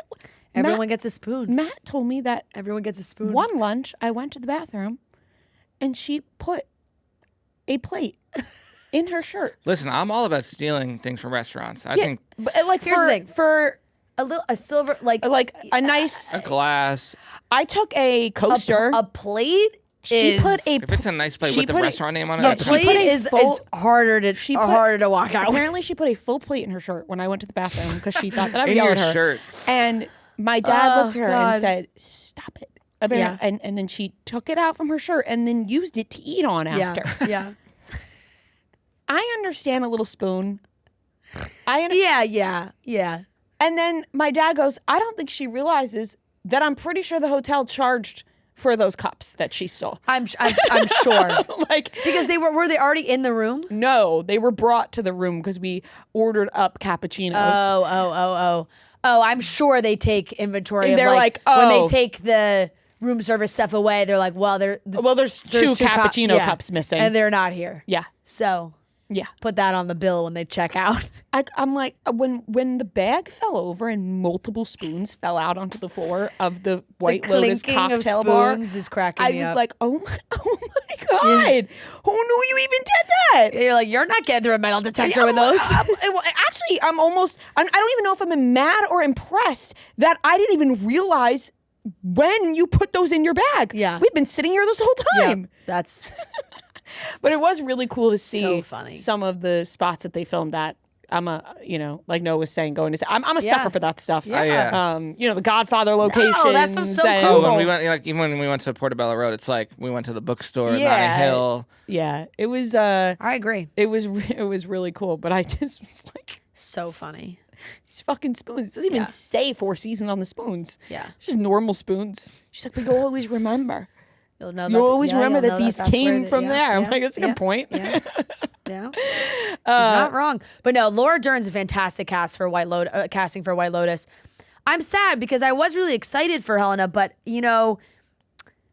sometimes 2 eclectic people just don't mesh, and that has nothing it's nothing against either of them in my mind. Like it's not like one of them being a problem or whatever. It's just like the 2 of them feel Yeah. a little cuckoo-cuckoo in good ways. Right. And perhaps they weren't They just weren't agreeing on the vision for what this character was. And Mike White said, well, I will just write you out of this completely. Speaking of Survivor, Mike White, Survivor, one of the best episodes of Survivor ever. Ooh. We'll talk about that when we get to Yeah, Weekly we Watch can Report. watch But before we get there, one last topic, an update for Zoe Kravitz and Harry Styles. Allegedly, they are engaged. Yeah. People Magazine reported it. Other sources reported. She's consistently wearing that ring. Consistently So. flaunting that ring, knowing the And that ring, rumors. she's walking around with her left hand out. Like she's waving with her left hand. Yeah. Have you seen Channing Tatum's Instagram posts? No, but I've been quoted multiple times now about this engagement, so I just want to make a note of that. Oh, yeah. Okay, you that, have. in the New York Times, Yeah. I was quoted saying it's Hollywood, babe. It's Hollywood, babe. About their then on The View. Yeah. Like once They again. played the full They played the podcast full clip. clip. It's Hollywood, babe, and we're gonna trademark that because It's We Hollywood, gotta make babe. some merch. 8 months, that's all it takes. And they seem very, very happy. I didn't see Channing Tatum's post though. Oh, What's going on apparently there? he's been Isn't he posting dating somebody new? Yeah, but he's kind of been posting like sad boy Instagram stories. I kind of feel bad now because Matt did bring up to me. He's like, "Did I see Channing Tatum's like been kind of posting?" I was like, "No, I haven't seen that." Shut up, Marty. Not like that, but I just was like, "I haven't seen that. Yeah. What are you talking about?" And now I'm realizing You don't know I what was you're wrong. talking about, Matt. You don't get pop culture there was like I do. There was one post that I'm not going to be able to find it, but there was one post. I think there's been multiple since, but the one that I really saw was after the news came out that it seemed confirmed.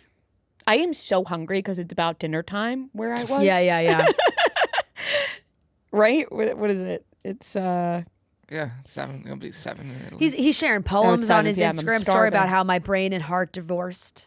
Oh, wow.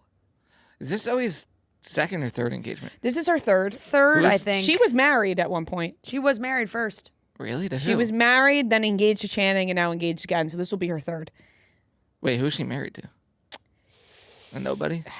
No, that's a good question, and it feels like kind of wrong that I Zoe don't- Kravitz, Carl Glussman. Oh, that's pretty recent. Yeah, they got divorced like not that long ago. Oh, I've seen this guy 2023? before. What do I know him from? I think he's an actor. He's an actor. The Running Man. Oh, they got divorced in 20. They were married for 2 years, 2019 to 2021. Because people always reference her wedding dress and where she looks like a child. You know how some people look at like they love to compare all Lady Gaga's engagement rings because she's had some spectacular ones. I saw one of Zoe's, like all 3 rings together. Gorgeous rings. This one's a little similar to her and Channing's. Yeah, it is. But if you have a ring you but like, you know, if you got then- a style and if you're like, shit, I really like. Does she still have really liked Channing- that I really ring. liked that ring. The relationship wasn't right, but I really liked the ring. Do you keep the ring? Let's like just Channing's workshop ring? it a little bit. I don't know how that works. I don't know. It's Hollywood, babe. I don't know what they do. Right. Like I because just like normal rules Yeah, don't apply there. yeah. I would assume even they with like What would she even do with it? I think most sell it. people Wear it on your other keep- hand? they just talked about this on the Valley actually, one of the last episodes because Michelle, who's dating Dr. Dre, by the way, Oh yeah. That happened. There are pictures of them, yeah. holding hands. And TMZ or somebody caught Jesse Lally, and he was like, "I don't think Michelle has ever listened to." Maybe Dr. Dre likes that then. I don't know how the fuck that happened, but that is incredible. She, I guess, was they went to the jeweler, the guy they always go to over there, and No, she but- no, the one that they got the jeweler that all the Vanderpump people go to. He's always on the show. Whatever, this is the guy.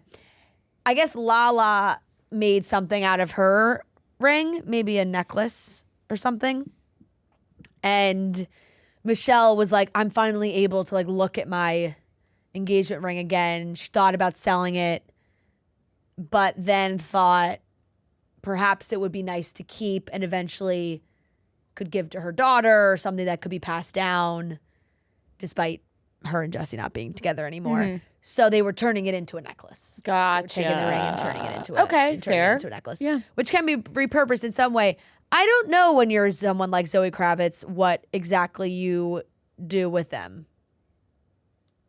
Once you hit 3, I'm like, gotta you do what could Drake did. like give them back. I don't know. I think you just Make a like necklace Because it's not out of like she all needs them. to. It's not like she needs to. no, sell right. You them. can just give it back to the person who right. bought it. But then I also think maybe you just keep them. Right. You Memory. just keep Put 'em. them in a memory box. Yeah, and down the line you can turn it into something else, Right. That's true. or use it for something else, or Depends, I think, you know? like where do you guys fall? You know what I mean? When you Yeah. when you end the engagement. And it also depends on like what relationship you're in next. You know, I personally wouldn't think that a lot of guys like you're wearing your engagement ring diamond as a necklace and you're married to a new guy. I'd be Right. like, maybe maybe save that one. Yeah, like put But that that's away. fair. You can pass that down to your children or whatever, and they can do with it as they please. But I wouldn't prefer you to be wearing yeah, Yeah, This is Channing's ring. This is now going to pass this down to you. it. Yeah. right. My second engagement. Right, but look. Rumor has it they're happy as clams. Those two, they're just That makes me so So happy. So he's having going a to go great to Taylor time. Swift's wedding. I am really thinking about that. Like, will Harry Styles be at Taylor Swift's wedding as Zoe Kravitz plus one? yeah. I'd imagine so. I don't think Taylor gives a flying fuck anymore now. Too. No, Like, you no, know? I don't think she does. But there was like question marks on if Zoe was even invited. There was like rumors of some riff. well, I feel like they're saying Well, that because is he she's the with riff? Harry. Right. It's just like they're just like, oh, because of Harry, they must not be. Yeah. I don't know. I'd imagine she's Maybe invited. she'll decline or make up an excuse No. to avoid any awkwardness. No. Ruben's moving his party. I saw that. Yeah. I mean, yeah, I guess Probably you kinda half the have to. invite list is going to this wedding. Yeah. Damn. He's probably pissed. Like that's my event's not That's the my coolest day. event of the week now. Yeah. Just further solidifies that being the. Is it before? Because date. now you're just like a pregame for Taylor's wedding, and everyone who's not invited to Taylor's wedding at that party is like not cool. Well, so you go to Taylor's wedding and then you just go out to the Hamptons. Easy. Yeah. Well, no, it's the Wednesday before. The wedding. The party. The party, I think, is the Oh, Wednesday they moved before. it up. Yeah. And not later. No, So yeah. think about all the people at the party who are Okay, like, so other way around. They go to the Yeah, party they in the go to the Hamptons and then they Hamptons go, and then they go to New York City. they go are back you to the invited city. to Taylor? Oh, you're not? Oh, okay. Yeah. It'll be talk at the party. It will. Oh, you guys going to the wedding? Imagine people going, oh, who's? Travis and Taylor? Oh, awkward. Ooh, you didn't get the invite? Ooh. You're like looking LeBron James in the eye. Oh, you didn't catch that one? Travis didn't invite you? Ooh. Yikes. Must not be that close. Yeah. Yeah. I'll be there. All right, that wraps up today's topics. We're about to get into a great weekly watch report presented by Pepsi Prebiotic Cola. Right now in studio, we are stacked with Pepsi Prebiotic Cola. We got the original cola flavor and cherry vanilla. Both are absolutely delicious. And it's so exciting when I get my lunch at work and I crack open a nice Pepsi Prebiotic Cola. It is 30 calories and 3 grams of prebiotic fiber and only 5 grams of sugar. It is a perfect pick-me-up, whether it's for lunch, you go home, you sit on the couch, you want to crack one open, and it comes in 2 flavors, the cola and original cola and cherry vanilla. So you can try it out. It's available today. All right, let's get into the weekly watch report where we talk about the things we watched this week. Weekly watch report on Monday, weekly watch report on Monday, weekly watch report on Monday, weekly watch report on Monday. So I've been watching Survivor week to week, and I realized I have forgotten to bring it up the past couple of weeks that we had weekly watch report. But this has been an A season. This is a solid ass season. This past episode, A+. This episode was fucking fantastic. I saw this some social. Did I want to like it because it involved Mr. Beast heavily? No. Ooh. I wanted to be very annoyed about the gimmick of Mr. Beast. But let me tell you, worked? It worked. It added quite the element to the show. This episode was so damn good. So many twists and turns. You don't know what's going to happen. I also love the auction on Survivor. Like when they could auction up money to get some food or whatever. It's just like so satisfying to see them, or like get a toothbrush and toothpaste or a blanket, you know, like The little things. it's the little things. I'm nodding like I know what you're talking No, but about. I don't, but it's, yes. it's one of I my favorite imagine things so. in Survivor. I imagine so. But it just was an awesome episode with so many twists. Mr. Beast came in with the beware Mr. Beast. I was like, what the fuck is this gimmick? Yeah. No, it was quite Better than the Zach Brown band gimmick. oh my God, so much better, because what they had was a coin flip And if it landed on heads, they had $1 million to the pot from Mr. Beast, making the prize $2 million. Shit. And the person who flipped the coin gets immunity and, is safe that night as well. So, and they had to decide amongst the group of who was going to flip the coin, because then if it landed on the other one, they'd be going home and no $1 million added to the pot. So that was just, but it landed on heads, which is what they called, and got the $1 million added to the pot. He got immunity. Everyone wanted him to go home. So it was like the person they wanted to go home. Because they were like, it's a 50-50 chance of him going home. Ends up getting immunity and $1 million added to the pot. Yeah. Which... That's a good thing. So then, so everyone's like, okay, well, he got $1 million added to the pot. We still have to deal with him, but that's a big addition. There's been that's a lot of money. I was fine with who went home. I wanted her to go home. I did not want Devins to go home. I wanted Steph to go home. Love Rizzo. Rizzo is such a great addition to this show because he is a super fan. Imagine Tommy Smokes being on the show. That's Rizzo. He is literally him. Like it's kind of weird how similar they are. And apparently he is a big Barstool fan, so that's funny too. But he's like a humongous Survivor super fan. So like, how many seasons has he been on? Just one other. Oh, just one other. He's like in his 20s. Like he's young. Oh, he's young. Okay. Yeah. So he, I think he's in his 20s, but he's young. And he's just such everything Tommy wishes. He could be. And he like, even they kind of look like it's really weird. But he is such a super fan, so his commentary is so funny during the show because he's just happy for everything that happens. Like, he's like, this is monumental. Like, this is history. Like, everything that's happening. And he's playing such a good game because they kind of just look at him like, oh, he's a super fan. Like, he, like, sucks up to us, but he just keeps getting further and further. So this season is so damn good, and this episode was an A+. Episode before, they had a twist where Christian, who I love on this show and was rooting for because he's so funny, had to vote himself. He lost and had to vote for himself. And so everyone took the easy way out and said, we're just voting for him. You got to vote for, He's got to vote himself. Yeah. We know where he's voting. We can just all vote him out. So he unfortunately had to go. So it's just been a damn good season. So A+ for Survivor. Summer House. This episode was a B. Yeah, let me tell you, we talked about this for a second on our own, but like, I know at this point we've talked about it ad nauseum. Seeing it back, Ciara is so clearly hung up on him still, and these long hugs. These long, prolonged hugs that they're having, these moments. And you're like, what is happening? And West, I think, is managing it really poorly. Because I think he, in his gut, wants to be more hesitant, but he wants to please Ciara. Like, he wants Ciara to be happy. Mm-hmm. So I think he's kind of feeding her, like, what she wants to hear. And like, oh, we friends, the whole thing, whatever. And Sabrina's in here making them go on some double date. I'm like, well, Sabrina, please. Right. That, and then Wes in his confessionals is like, I don't want to do that. Like, but then agrees to it. It's like, yeah. But then you're kind of talking shit in the confessional, which I didn't like.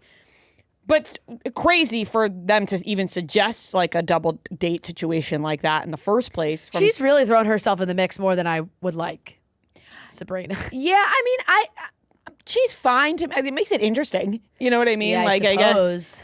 But I feel like you can see Ciara getting really happy. Yeah. And it's like a reflection of where she stands with West. And it makes sense. I mean, she's talked about him, but she also said, like, I think he's my person. Yeah. Which I was like, oh, no. That killed me. No. Killed me. And then Amanda's reaction. It's all weird. It's so fucking bizarre when she finds out they're going to get drinks after, and she just has this, visceral reaction to it. And then it's like, well, Wes better be careful. Yeah, and because it seems like it's coming from a place of wanting to protect Ciara. So it's just like, when did that change? Right. Like, when did you start to look at Wes and think, I'd hit that. like when did it change? I gotta be honest. Everything now, I know. I was like, even Carl's mom, like being like, Whit and West being like so buddy with Carl's mom. I'm just like, do you do this with everybody? Even Carl, even the mothers? Like, he's just like a suck up. Yeah, right. You know what? It's just like, why do you gotta be that touchy and suck it up to everybody that much? I think that's just clear. That's just always how he's been, I guess. I don't trust people like that. It's like, right. If you're giving it out to everybody, you're giving it to everybody. Yeah, a friend to all is a friend to none. They say. Yeah, that is what they say. The conversation between Lindsay and Carl's mom, like I wanted to crawl out of my skin. That was uncomfortable. uncomfortable. Couldn't have been more uncomfortable. I you know what? At one point, I'm like, okay, Lindsay, but like, I get why you're upset and like being sassy. But the other side of me is just like, it's his mom. Like, just fake be nice and walk away. Right? You know? Oh, good to see you. Like she had to like, oh, she's mean like me. Like it's like, okay, you guys didn't have a great breakup, and I think Lindsay was getting a lot of the. I think a lot of people were on Lindsay's side in the breakup scenario with like him breaking like the last minute and all these things and Lindsay being blindsided. But now we've gotten to the point that I feel like Carl's getting his act together. He's opening his bar, and her side comments in her interviews, I was like, oh, she was like getting ready to go get a $20 juice. I'm like, oh my God, no, come on. Was so sad because he was so excited nice. and like he was so happy. And you see him post, he actually posted on a story, I think this morning, that the little teddy bear that Lindsay got is still like on the wall and in softbar, sidebar. R.I.P. R.I.P. R.I.P. I miss you every day. Every Sunday. Every Sunday I cry about you. No, and like seeing the sass of her walking in and like whatever they were.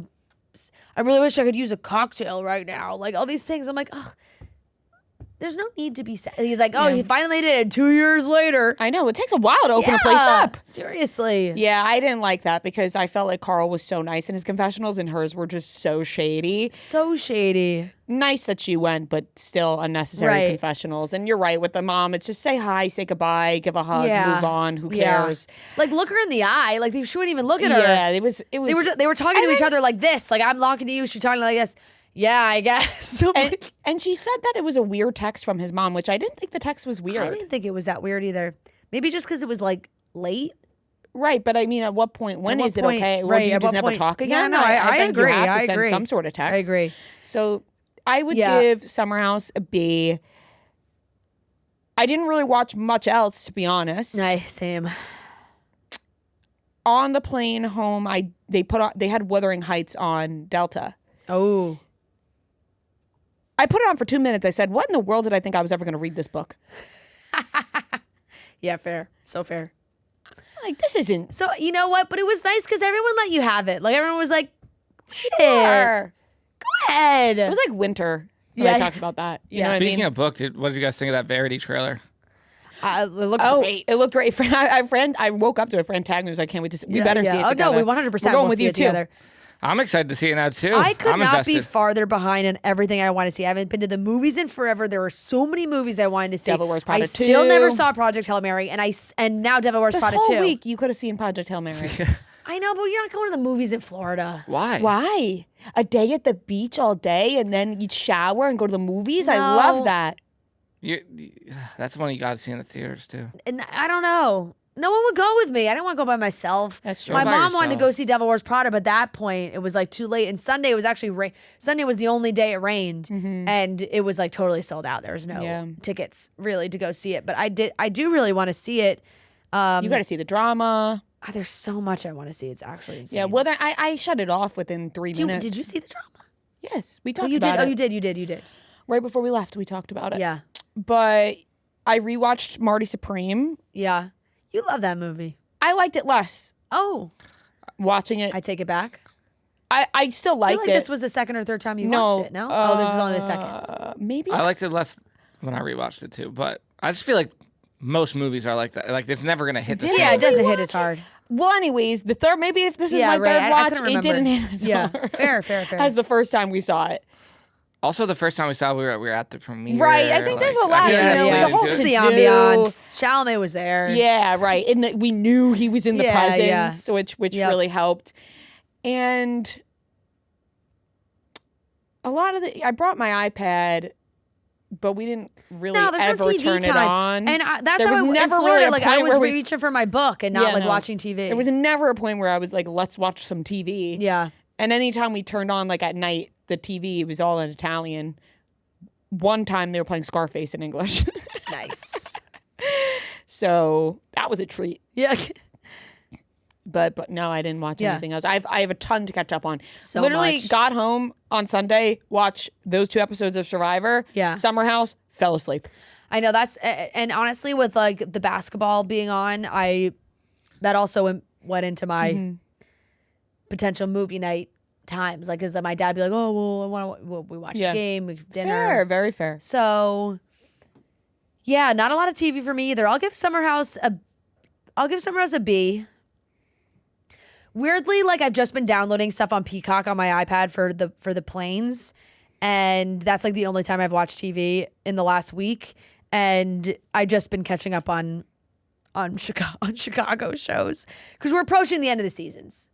We're like episode 19. Like normally it's 22, 23 episodes. The summer break is summer coming. break's coming up, and there's some big stuff happening on Chicago Fire. This new captain's coming for Severide, and I don't know what's going to happen. So that's where I'm locked in.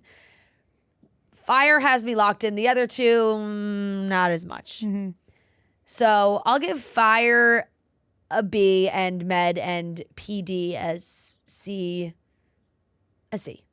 And I'm caught up on all of them. It's literally the only thing I'm caught up on. I did have some stuff from when I missed last Monday, but it's not.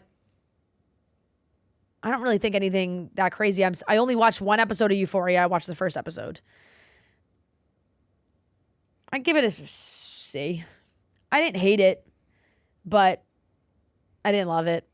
Really, really average in my opinion. But I've seen people say that it's gotten crazier. So I don't know if that's a good thing. yeah, I mean, it could go both ways. So I've really only watched the first episode.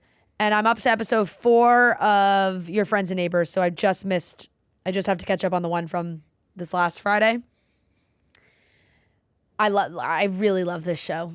And it's one of those shows that, like, I don't know what it is, but every time Joe and I finish an episode, we're both like, this is a great show. Like, we just really enjoy it. John Hamm was great on Good Hang. He Amy was. Poehler. I love him. It's so funny. My dad like really finds they watch the show. It's like one of the only show, like very limited on what shows they watch. My parents, and he had it on like John Hamm in the Club.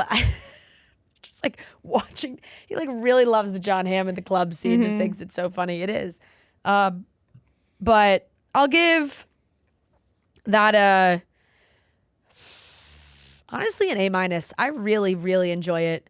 I thought this last episode was really good. I think James Marsden, I thought we were gonna lose James Marsden for a second. Like there was a moment where I was like, oh no, he's dead, which would have been tough for my viewing. Really, Tragic. you know. But We can't have that happen to him in 2 different no, cities. you just can't. You really just can't. So really am enjoying that.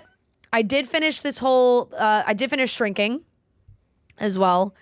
Caught up on the whole season, finished that. I love, one of my favorites. I'll give that a B+. I really enjoyed the end of the season. I just love Jason Segel and Harrison Ford's, relationship on this show. They had a little bit of a dicey moment there at the end, but they were able to come back together, which warms my heart. Mm-hmm. The new trailer for the Ted Lasso season came out as well, too. They're still going with that? They brought it back. Oh, fuck. It ended. Like they were like, we're done. Yeah, what? But it's been like, it's not like it was like a 10-year hiatus. No, it was hasn't. like They a brought couple it- months. yeah, You know what? We're yeah. going to bring it back. He's coming back to coach the girls. Oh. Yeah. Someone thought of the idea and said this would be good. Yeah, yeah. How can we make this more wholesome? So I'm excited for that. I'm definitely going to watch that. Brett Goldstein's time to shine. He's got this rom-com with J-Lo coming out. Mm-hmm. office Romance. I forgot. It was just going to be like office something. Romance in the office. Office romance. That looked so cute. So there's a lot that I'm excited for. There's a lot that's coming out. I mentioned Off Campus on my Instagram story because people were asking me if I was going to watch it. I haven't read the books, and then everybody yelled at me to read the books. So that put that on my list. But that comes out next week, and everyone's freaking out about it already. So I'm very much looking forward to that. People think it's going to fill that Summer I Turned Pretty void. Yep. And let me tell you, I need that filled. Because right now my For You page is still edits of Belly and Conrad. Chris Briney is in Hacks. Yeah.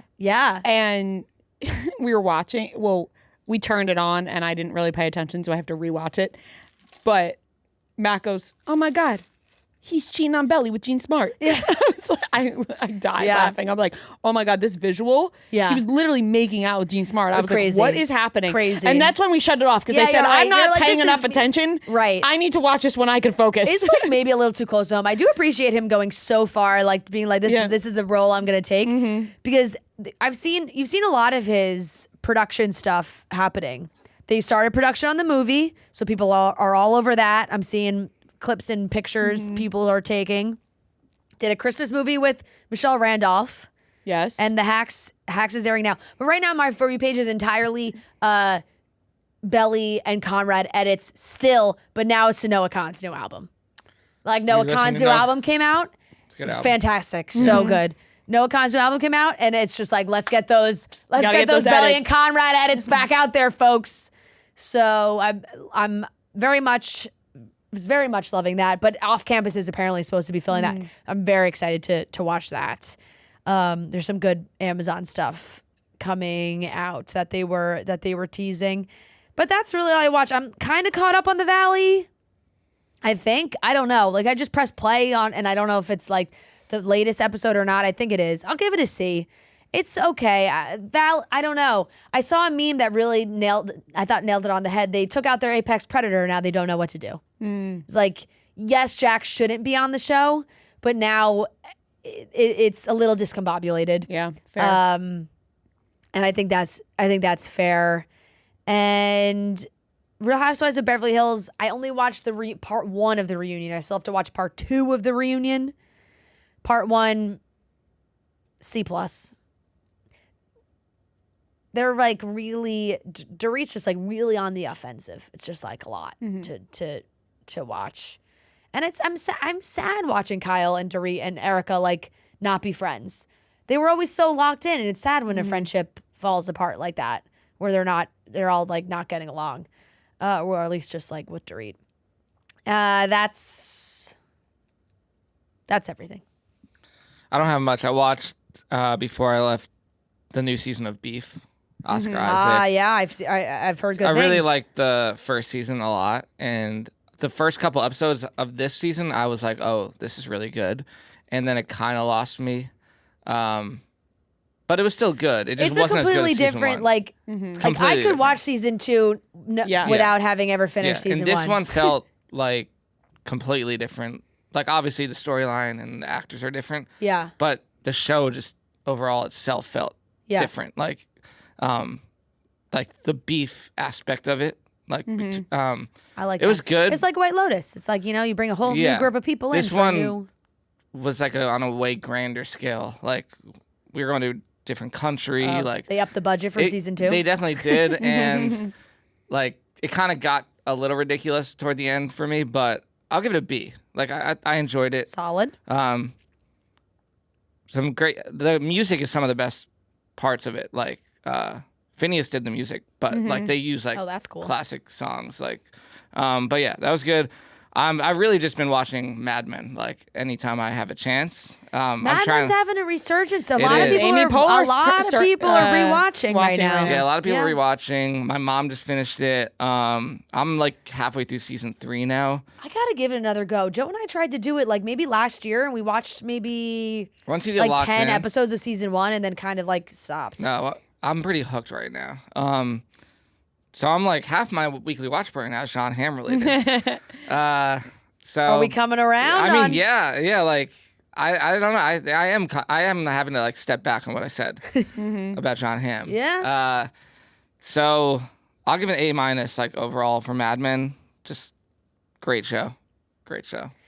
You know what cracks me up when I watch, like, is either sometimes when I know you guys have either talked about it or you're just on the same page watching The Dozen, and I was watching Marty play, and I don't know if it was like a celebrity mashup Jon Hamm or like Jon Hamm was like the answer to something, and like Marty immediately was like, Jon Hamm, you know, he's got that big...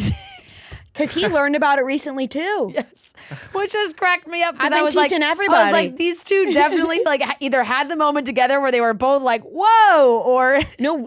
I remember it was over Christmas. Yeah. We were in the car with his parents and brother and sister-in-law, and I brought up Jon Hamm, and all of a sudden I started talking about Jon Hamm's big dick again, and he was like, what are you talking about? And we the same thing with Noah, where I was like, you gotta see. It was just so funny, like the way he said it was like so similar to how you said it, like just spreading the news. Yeah, exactly. Okay, sorry, no. Your Friends and Neighbors, I'm caught up. Yeah, this is also like great. I don't know if it's as good as season 1 yet, but it's like, Yeah. I don't really know where it's going right now.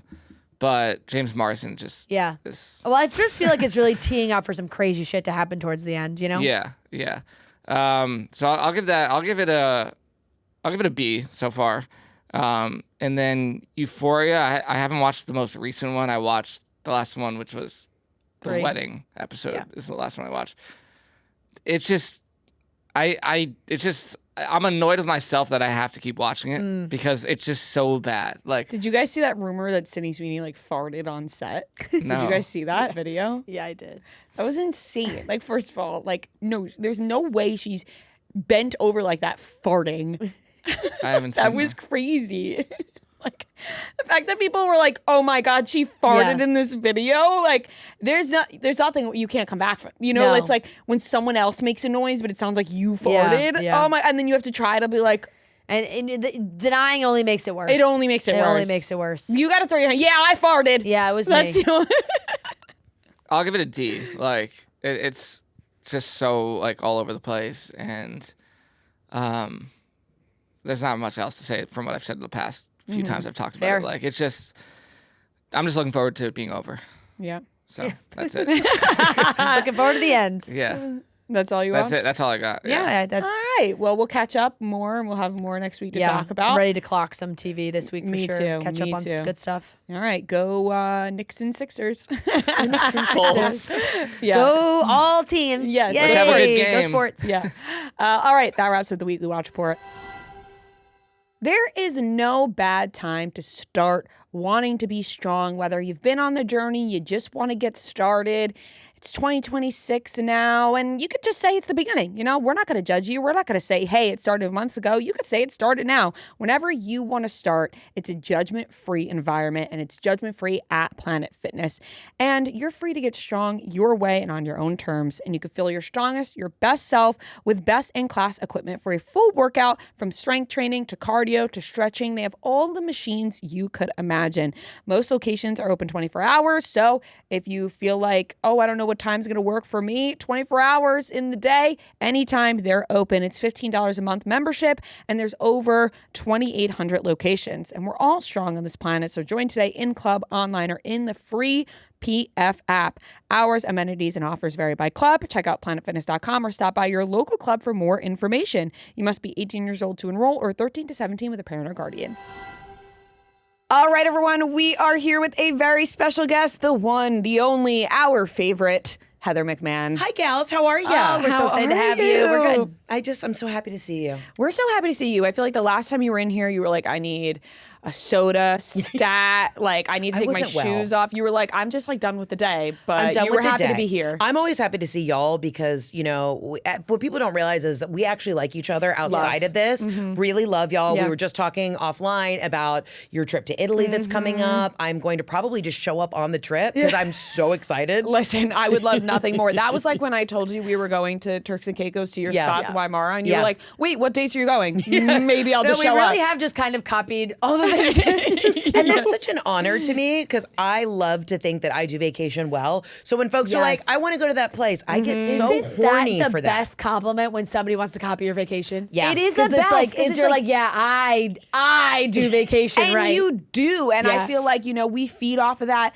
And because you do vacation so right, I will say this. Fran and I, we always said on this podcast, we promised each other, we promised did. ourselves, we would never go on a fucking cruise. Okay?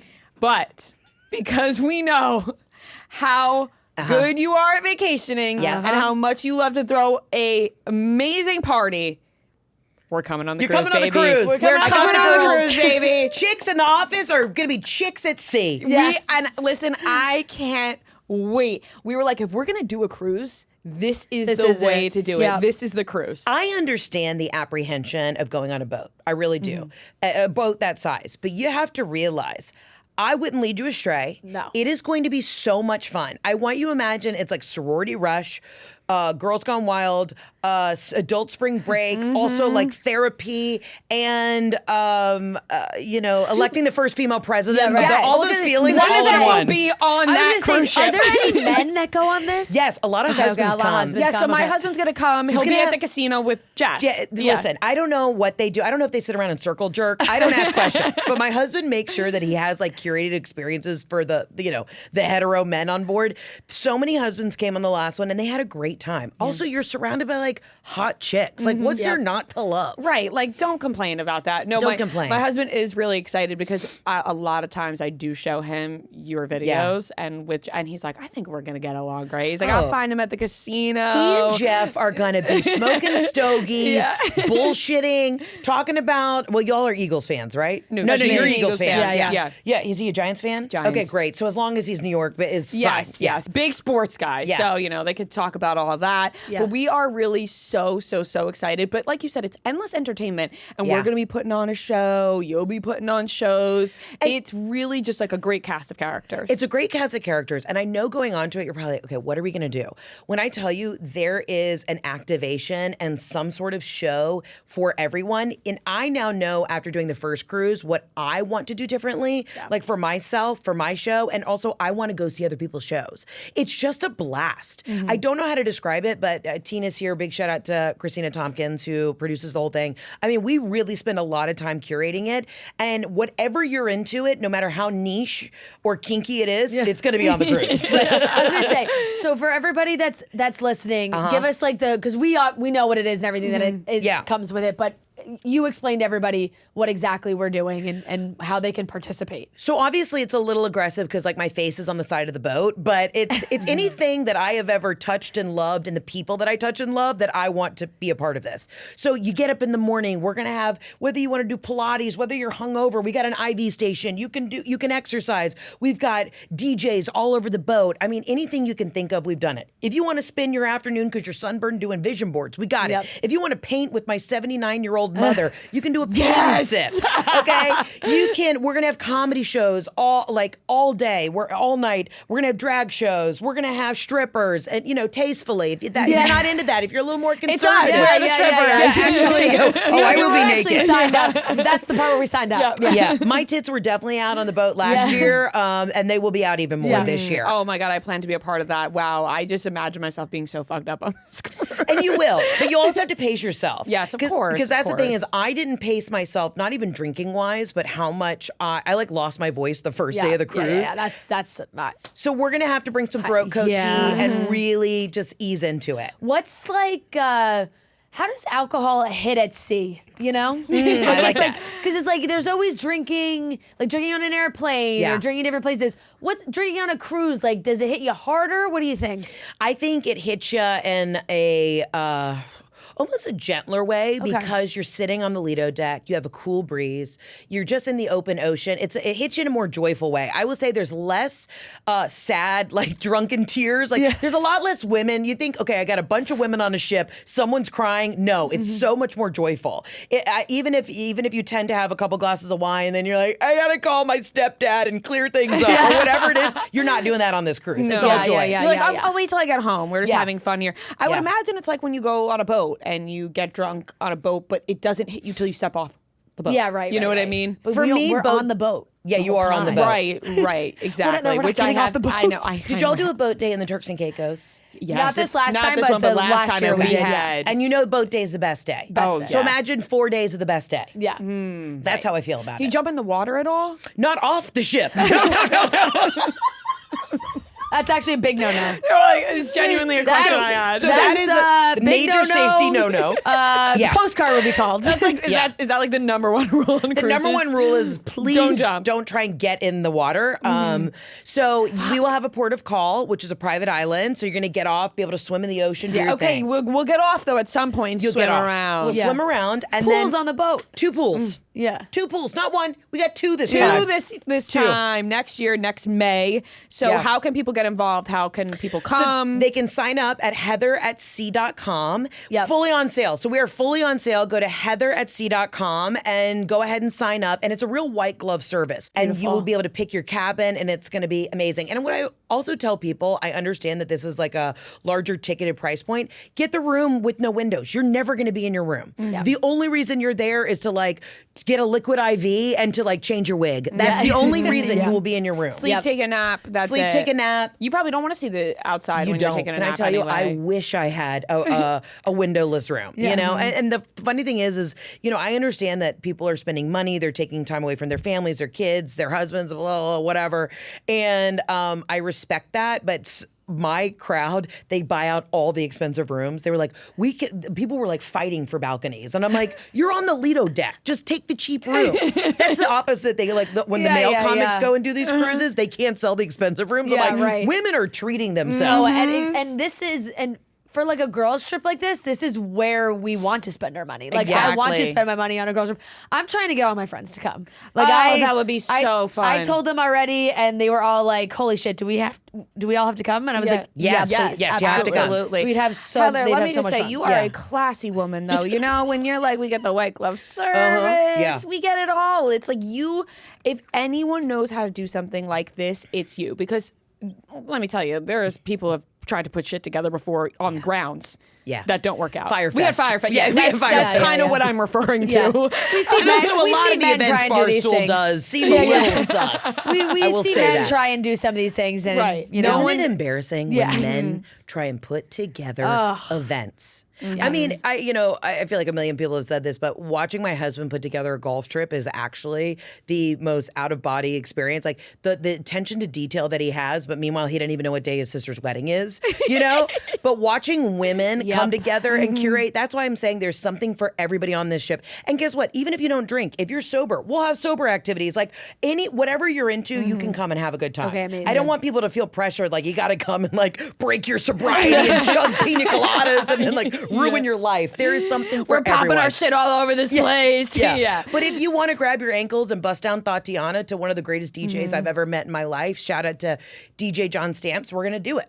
I love that. Sounds That right up reminds me Rhea's of Bust alley. Down. It really is Bust Down Tatiana. When we were pulling up to the church of one of my best friend's wedding, Yeah. we were in the like limo busting. She goes, Can someone just put on Bust Down Tatiana? She was like, this is all too serious for me. Yeah. Like, Yes. I'm Yeah. going to pull up to the church playing Bust Down Tatiana right now, and you guys all have to get up and dance. And we were like, okay, yes, this is our moment. And because what people don't realize is Bust Down Tatiana is one of the most poorly written rap songs of all time. Blueface, I believe is the gentleman's name. He put in such minimal effort into his raps on that song, and that's why for me it is in my top 5 songs of all time. Something easy to shake ass One to. of Yeah. the funniest things ever is that my sister had one year where like she's like, I don't know what happened. Yeah. Spotify must have glitched or something. She was like, there's a problem because she got her Spotify Wrapped and her number 1 artist was Blueface. Yeah.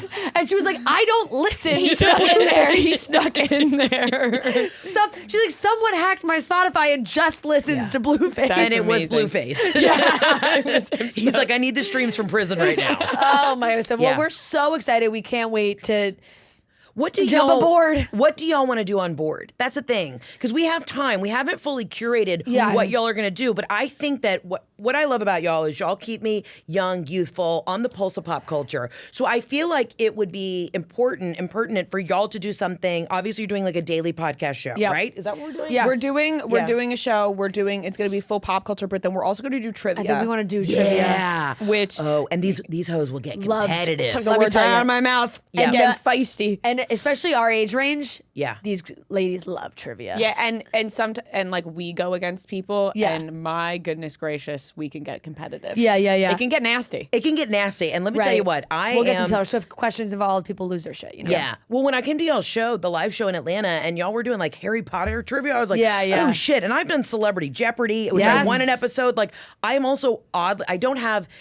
I don't know what the stock market is, but I can win Celebrity Jeopardy. Do you know what I mean? Yep. I know. I feel you. Yes. I feel you. specific I feel you. questions. Yep. So I might play that with y'all, and Yes. it's going to get crazy. That would be Yes. so fun. Yes, we love trivia. So that would be like, I feel like we get a lot of good people involved in trivia. Well, we really can't wait. I can't believe we're gonna have to wait Thanks a for coming. year. I know it's a lot, and when we were talking, and my agent was like, "Who do you want to come on the boat?" I immediately was like, "Got to get my girls." Like y'all were one of the first people that I said, we got to get them on. I don't think I you agree. understand how happy that Yeah. really makes me. I truly am a huge fan of you. Even Yeah. though, I you know, love we have you. like, I really am. I rave about you all the I time. know. People ask me who I think the funniest person is. I think it's you. There's like, no better feeling sweet. than feeling the love back from somebody you love. that you really know? love. You're like, oh my We God. were just talking about this with other people. Doesn't it suck when you meet people in this industry and you're like, "You're a nightmare." You know? Actually, I fucking hate you. I actually like don't like anyone in this room right we now. had like a long-standing joke. We were about, you know, like I love the Jonas Brothers so much, and Yeah. her husband was joking that they don't follow us, and we've done so many. We've done so many Yeah, things. we've done so He many. had I the think same did I reaction. comment on this clip because y'all were talking about that, like no one. Yeah, I had this on my story. I was Yes. talking about Yeah, my husband yeah. was like, they don't follow you guys. Like, that's embarrassing. And I was like, and then we were joking. We were going back and forth, being like, no, I was like, do we make a clip about them not following? And then I was like, well, here's the thing: they'll see that, and then they still won't follow, and that's Yeah. a double stab in my heart. And then you're like, I have deal to with it end all of this. Like I can't deal with it twice. Now it's like pathetic. Now I have to like stop talking about. Meanwhile, Heather likes us enough to invite us on the Exactly, cruise and to exactly. come That's here what and I'm hang out with us. saying. I'm making phone calls after this to my restaurants in Italy, getting Yes. you in. I know. Okay. And here's the thing: this will come out after I'm in Italy already, so people will hold that against you. It's like, did she go to the rest? Did Heather make the call or not? Yeah, I'm making the call as soon as I get out of here. There's a little bit of a time difference, but I'm on That's it. fine. Yeah, That's yeah, fine. okay. They should. You're right. Okay, but I'm gonna be But as on soon your as you case. get on I that have your WhatsApp- number. Oh, are you kidding me? And if I WhatsApp? say like Yeah. my family's coming, yeah, that's the thing. yeah. My family. We're family. We're Always. family. My girls are coming. My family's coming. They will fuck it Right. up in the best way. I will say you're my cousin. Yeah, I as have you should. no problem on your mom's side. Well, yes, because we are Sicilian. Yes, so it has to be very specific. Now, do you? Just call it the Chufa party, not the Not the Cahill Not the party. Cahill right. party. Not my Yeah, not yeah. my new last name, but I go by two last names at this point. As you should. Because publicly I didn't change my last name, but Me either. privately changing my last name. So Privately, you're going through it. not yet. I still have to. You have to. I don't do it. Here's my thing. Okay, don't do it. And I'm not saying that like. don't look at me. I'm She's not de- changing. definitely It's so not doing it. complicated now. I heard it's really complicated. It's a pain in the ass, and I don't know I'm not getting political. I don't know exactly what's going to happen in the next election. Keep your last name. You're a public figure, and when you check into hotels, they can always refer to you by your married name. They I do- yeah. Everywhere I go, they're like Miss Daniels, and I go, yes, that is I. But I'm not Yes, changing. always. I'm not Right. going down to the post office Yeah, to there's do a work. lot. There's a lot of things. So you gotta change your like fucking social security not, card. Yeah, You gotta no. change- yeah, it's not like- publicly. Well, the best was when we were on our honeymoon last year, and my last name was still Chiffo. Yeah. and so. Oh my God, they treated me like a princess. And we were in Spain, okay? Yeah. So, but they were like, oh my God, are you Italian? And I was like, yes, I am. Yes. But then they spoke to me in Spanish, right? And I would be like, sí. And then they would repeat what they said to me in Spanish to my husband in English. So I was able to pick up what they were saying because they were just doing both. And so I was able to pull it off, be like, yes, I speak Spanish, and I'm Obviously. Italian. Lo siento, mi español es muy malo. You stayed at the same hotel that I stayed at La Residencia. The guy who checked us in, he literally stopped running me, like literally stopped his tracks. And then he was like, you're Italian. Okay. Then chasing me down the, Yeah. Miss Trufo, I have to ask you, what part? And my Yeah. husband was like, what the fuck is going on? What part?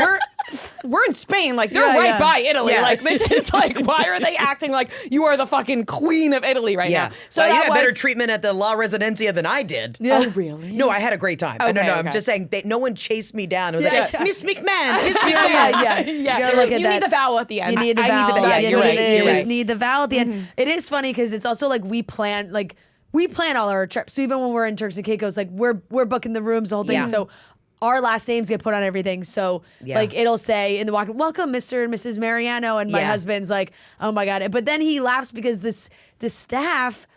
He calls him like they think his first name is Mariano. Yes, Like that they're is like happening. Mariano. Yeah. Like, and he's like, what's up? Yeah. All in Turks. David. Yeah. The And he's like, bartender. Yeah. like, Shout his out to name- David at the Weimar. We love him. Oh, and his name's Joe. So he's Yeah. just like, yeah, I'm Mariano, that's me. My husband got annoyed the first time when I think it was at our country club. They were like, "Mr. McMahon," because technically I'm the lead Yes, member, the legacy. yes. And he was like, "Yeah," and I said, "You should be so fucking lucky." And you had a great relationship with my father. And if they think that you're maybe his son from another marriage, and it's weird, and we Yeah. are kissing cousins, you just lean in. We're from motherfucker. Take it, all Alabama, right. and that's Yeah. fine. Yeah, and one day he was like, "Yeah, you're right. You're right." Yeah. I mean, my God, the labels. But Right. I just say, if you can hold off, Yeah. hold off because it's a pain in the ass. Yeah, I know what you mean. And guess what? Your kids on the back of it. That was the one thing my husband was like, "You don't need to change your last name, but promise me when we have children and they're playing soccer, it doesn't have to say like McMahon-Daniels." Yeah. I'm like, "They're Daniels." Yeah, right. Okay, We're you going got with it. your last Yeah. name. You got it. Yeah. Deal. Absolutely. You guys just went to the Masters. We did. What's that like? Because, they take the phone. It's a whole Yeah. thing. Yeah, some hot takes this year too. Like the influencers were getting flamed for a lot being at the Masters this year. So, okay, let's take it back But a you little don't fall in bit. that category. I'm just Well, no. But I am a person out. Like, Yeah, I get yeah. it. And the first year, the Masters had me come, and they actually did some videos of me like recording, eating the food, and all that. But we are major golf fans. Yeah. We actually travel, and like we follow Justin Thomas, who's a friend of ours, and we're just huge fans of his. So we're there actually, boots on the ground. If he's teeing off, I'm following him. So I have a different experience at the Masters. Like, obviously, I get to go and enjoy and like buy all the merch and do that. But I am not sitting drinking an azalea all day. Yeah. I have an orthotic in my sneaker, and while I look absolutely poised and put together, I am walking every hole. I am walking with his family. I'm actually rooting for a player. So I have a little bit of a more dialed in experience. Now, I thought it was kind of bullshit that all these influencers were getting shit. Like, Yeah. guys, at the end of the day, you're still selling tickets. Like Yeah. everything is for sale. And I thought that, and what was really interesting to me is how people they jump on a bandwagon of bullshit. They don't know that the days that the influencers are out there, they're able to have their phones. There are days where you're able to have your phones. You're able to have a camera. Yep. So I would see this shit where like somebody was bitching. I don't even know who they were bitching about. And they're like, I can't believe this person had their phone. Trust me, you're not sneaking a phone into Augusta National. They will body slam your ass. So if they had the ability to do Yeah, it, they yeah. did it appropriately. Right, exactly. And I feel like you said, when people jump on a bandwagon, there are people who have never been to the Masters, have never watched a round of golf in their Yeah. entire life, that will try to berate an influencer for their outfit Right. and being like, this is not appropriate golf attire, when they have never watched golf in their life. They're just Yeah. jumping on the first person who I said did it. see a couple- Jenna Sims was getting it. I'm like, sure, she's fucking married to a like. Also, right, like Jenna she- Sims she's married is to a hot. golfer. Yes. If Jenna Sims wants to wear Totally. like titty tassels, I'm Yep. a big fan of Jenna Sims. Let her live. She's Yeah. so fucking hot. Okay? Exactly. But also she's cool and things are curated. She knows what she's doing. Right. I did see some other influencers there where I was like, all right, you clearly never been to a golf tournament. Yeah, Like yeah. then that's different. But Right. no, well, shout out to Jenna. We love Jenna. Yeah, she took blankets, Masters blankets, and turned them People into were pants. ripping her apart. They It were was so cool. insane. I know Also, she was getting. she is on tour with her husband. She has been doing this for years. Yes. They know what they're doing. I'm so sick and tired. Yeah, again, these people have It's never like been. this year. Now you have a problem with it. She's like, I've been doing this for a long time. Yeah, like get in line, honey. Yeah, all right. I will say I didn't let the over consumerism take a hold of me. Like there is this thing when you go to the merch booth, you kind of black out and you spend thousands of dollars. yes. It's like, do I need One of the guys in Chicago, like I think, he came home with like 75 items. Like, Yeah, and it Yeah. makes you nuts. And speaking of which, I haven't I shipped my stuff and it hasn't arrived yet, so I got to check Okay, that. check on that. Yeah. Check on that. So my husband, I could only stay for 2 days. I left, and then my husband got these exclusive passes from a friend of ours to this place called Berkman's Place, okay? And Berkman's is like the creme de la creme of hospitality there. Somebody who works at a big corporate gig invited him. Anyway, so my husband gets to go, and you get a different tier of merchandise. So my husband bought, you guys, he bought 3 Masters Ottomans. So I want you to imagine like this ottoman in front of me. It is a leather ottoman. The legs are crossed, tufted gold medallions going down the side, and it has the big Augusta National flag and, you know, their logo on it. These things were $1,300 a pop. So they 3 of them? He bought 3 of them, 2 for his boys at the club that he play on his team. Yeah. So you gonna pay him for that? Yeah, they better. We just bought a house. Do you know how expensive it is to furnish a new home? I need brand deals. You guys call me. So these ottomans arrive, and I said, what the fuck are you going to do with this ottoman? Jeff's like, I'm going to put it in my closet, so every morning when I sit down, I sit on Augusta National's face to put on my Gucci's, and I start my day. I was like, I hate you so much. Meanwhile, I felt bad buying a pair of socks. I was going to say his walk-in closet. His walk-in closet. Yeah, exactly. I mean, His vanity now. It's all Augusta National. It's disgusting. I'm like, I said, I'm embarrassed for you, but also it's kind of cool, so whatever. Yeah, he was all excited. Years and years down the line, it'll be very cool. It'll be a great purchase. I hope those friends are grateful for those other. Yeah. There better be a Venmo sitting on his phone right now from these assholes, okay? Right. Thank God they shipped them. I'm like, what's he do walking around with ottomans? Oh my gosh. But you know, the men, it's so funny to watch everybody at the Masters. It's obviously such a privilege to go, and I'm so grateful that we do get to go. But again, I do have a totally different experience because I am a diehard golf fan. Yeah. You know, and happy for Rory. Yeah. You know? Happy he won it again. This is actually working out great for my new hour and my new special I'm about to shoot. So the more he wins, the better it is for me. Aura Frame is the perfect Mother's Day gift to capture the chaos you put her through and the memories that came with it. And as many photos and videos as you want. I got so many photos and videos from this Italy trip that this would be perfect for. Keep adding from anywhere and anytime and add a message before it arrives. Every frame comes packaged in a premium gift box with no price tag. You could download the Aura app or text photos straight to your frame. It's reached #1 in the App Store on Christmas Day in 2025, which means it was a great gift for everybody. And you can make Mother's Day special with Aura frames. It's named #1 by Wirecutter, and you could save on the gifts moms love by visiting auraframes.com. For a limited time, listeners can get $25 off their best-selling Carver matte frame with code CITO. So once again, $25 off. That's Aura Frames, AURA frames.com, promo code CITO. Support the show by mentioning us at checkout. Terms and conditions apply. When's the new special? I'm excited about I'm this. shooting it at the end of May. I still can't say where it's going, right? I can't. Okay. I don't know why. I don't know why. We'll see it. That's so fine. Yeah. We'll see it. But I am very much looking forward to that. Will we get a little Ryder Cup bit? You'll get a lot of Ryder Cup bit. You'll get a new little like neck job bit. There's a lot of things that I did in the last year that I didn't do well, and I'm talking all about it on stage. Oh my God, I cannot Amazing. wait. One of my favorites was you telling like the Kate Upton story. Yeah, she's such a babe. It's so good. Yeah, Kate Upton. You know, I haven't really heard from her since. You know what? I keep telling the story publicly. I keep telling the story publicly. Haven't really heard from her, but it's always about how much like I love and adore Kate Upton and how my husband got to meet his crush, which I probably made it weird and creepy for her, so I get it.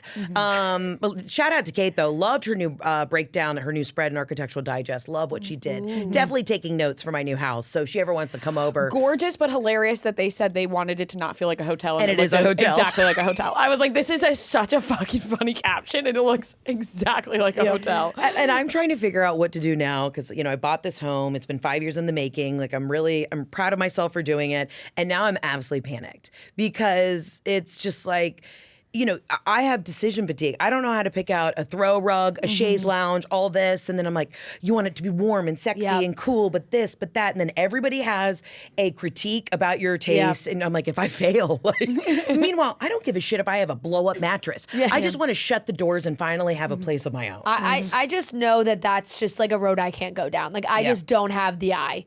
I like my apartment. It still looks like it was decorated by like a 20-year-old who went to Z Gallery. Like so. it's just not there for me. I'm like, I will be outsourcing. Yeah. You know? And so I am I doing love that. somebody come in who just do it all. Do it all. Yep. But then you start to get those bills and you go, Oh, yeah. wow. Yeah. Like, yeah. You're like, okay. And obviously I want to pay everybody what Yep. they need, but it really is sticker shock too. So that's the Shocking. thing. Yeah. And I saw something the other day. They're like, if you can't afford to spend $1 million to furnish the house, you can't afford it. And I'm like, I paid in cash, bitch. But yes, I need to do a lot of brand deals for furniture because I did not realize how expensive this was going to be. Oh my Just like the gosh. wedding, we need the brand deals. We need the brand deals. What's the update with TV, movie? You're doing auditions still. Can you give us anything? Let me tell you what. The amount of auditions I do that I don't see a return on investment on, it's kind of wild. And I am competing with every other out-of-work actor too. We're doing all the things. Whether or not I'm going to get booked anytime soon is questionable. I'm just so adamant that you belong on a TV show. And I remember I texted you, it was maybe around this time last year when that show Leanne came out on Netflix. Yeah. And I was like, tell me you auditioned for this because I feel like you did or you should have. And what was my response to you? I said, I this is $1 million question. Everybody has asked me, when are you going to be on Leanne? And I said, if I was going to be on Leanne, the show would be called Heather. Yeah. Okay. And that is no shade to Leanne. No, but That's so so true. Yes. It is that it's so wild because in that space, like I sold a show to Hulu that we're developing right now, and it's based in the South. We took it to Netflix, and Netflix was like, well, we have Leanne. And I'm like, well, Leanne and I couldn't be different. And we are Yeah. friends. I adore her. Like, shout out to Leanne's whole team. The show is fantastic. But it's so funny how being a white blonde woman from the South, they're like, well, y'all are the same thing. I'm Yeah. like, our style could not be Good. more We already different. have So we already have different. that. We already have Leanne. I'm like, Yeah. she didn't even say a gosh darn. You know, and I'm over here grabbing my ankles, busting down Tatiana. Yeah. So, I mean, I would love to have a guest star on Leanne. But I'm working on a show right now. But development that's what you do. You sell, you turn and burn, and I write everything. So, hopefully it gets picked up. In a perfect world, I will shoot this next special.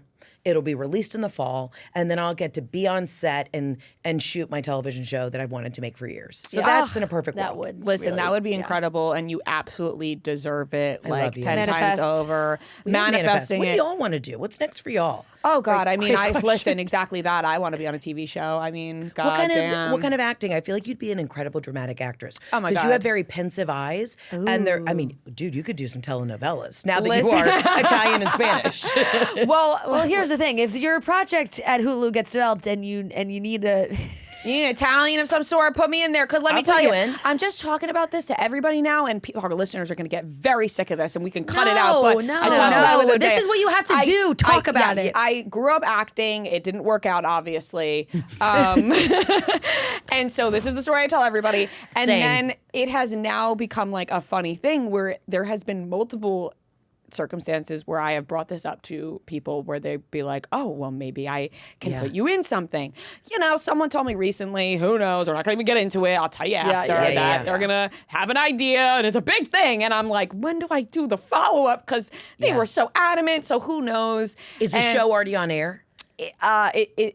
No, it's So not. that they're probably panicking just as much. That's right, the thing. being like, how do I deliver this promise? I have friends that are incredible writers that I don't even know if I could get them hired in my own writer's room because I have so little pull. And my name, I'm the executive producer, like director, actor, all that. Yep. It's wild how many other people pull the strings. Now, my show is based in Mississippi and it's all about Mississippi, but I it's feel gonna be like tough. if you start working on a Southern accent, I'm gonna get you in.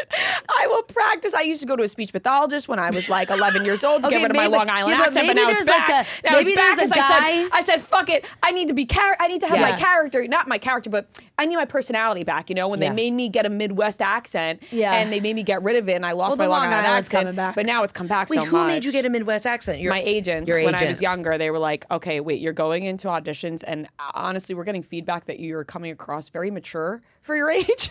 Yeah, you're like It's 10 probably years 'cause old. I'm like, I need a coffee and a cigarette. And they're like, wait, no, it's coffee. Coffee. And it's, you played softball. Yeah. And like all these things. But now I've just completely let it go because my husband has a very strong Long Island accent. You gotta lean into who you are. Yeah, exactly. I'm leaning into who I am. So it's like about finding that. So maybe there's a Southern guy on the show, and he takes a nice Italian out on a date, and everybody freaks out. And he's absolutely disgusted by her. Yeah, He's like, she's got a heavy Long Island accent. Send us a Long Island trash home. That would be my perfect. God, she doesn't fit in Mississippi. But I feel like we see, like Jake Shane and his Hulu show, we see Paige and Hannah what they're doing. And we kind of like want to Good for tackle them. those things. No. I'm so fucking, I love everybody. I'm so happy. fucking happy for them. I'm so happy for everyone who's gotten their shows picked up immediately. I've sold 3 TV shows, but this is the one. No, I am obviously very happy for my friends. Of course. Totally. But it is a wild journey. And, that it's so funny because people are like, when are we going to see you on TV? I'm like, I am actively every day. I've got 3 auditions to do later. And this is the sad part about it. I think I've said this on the show before.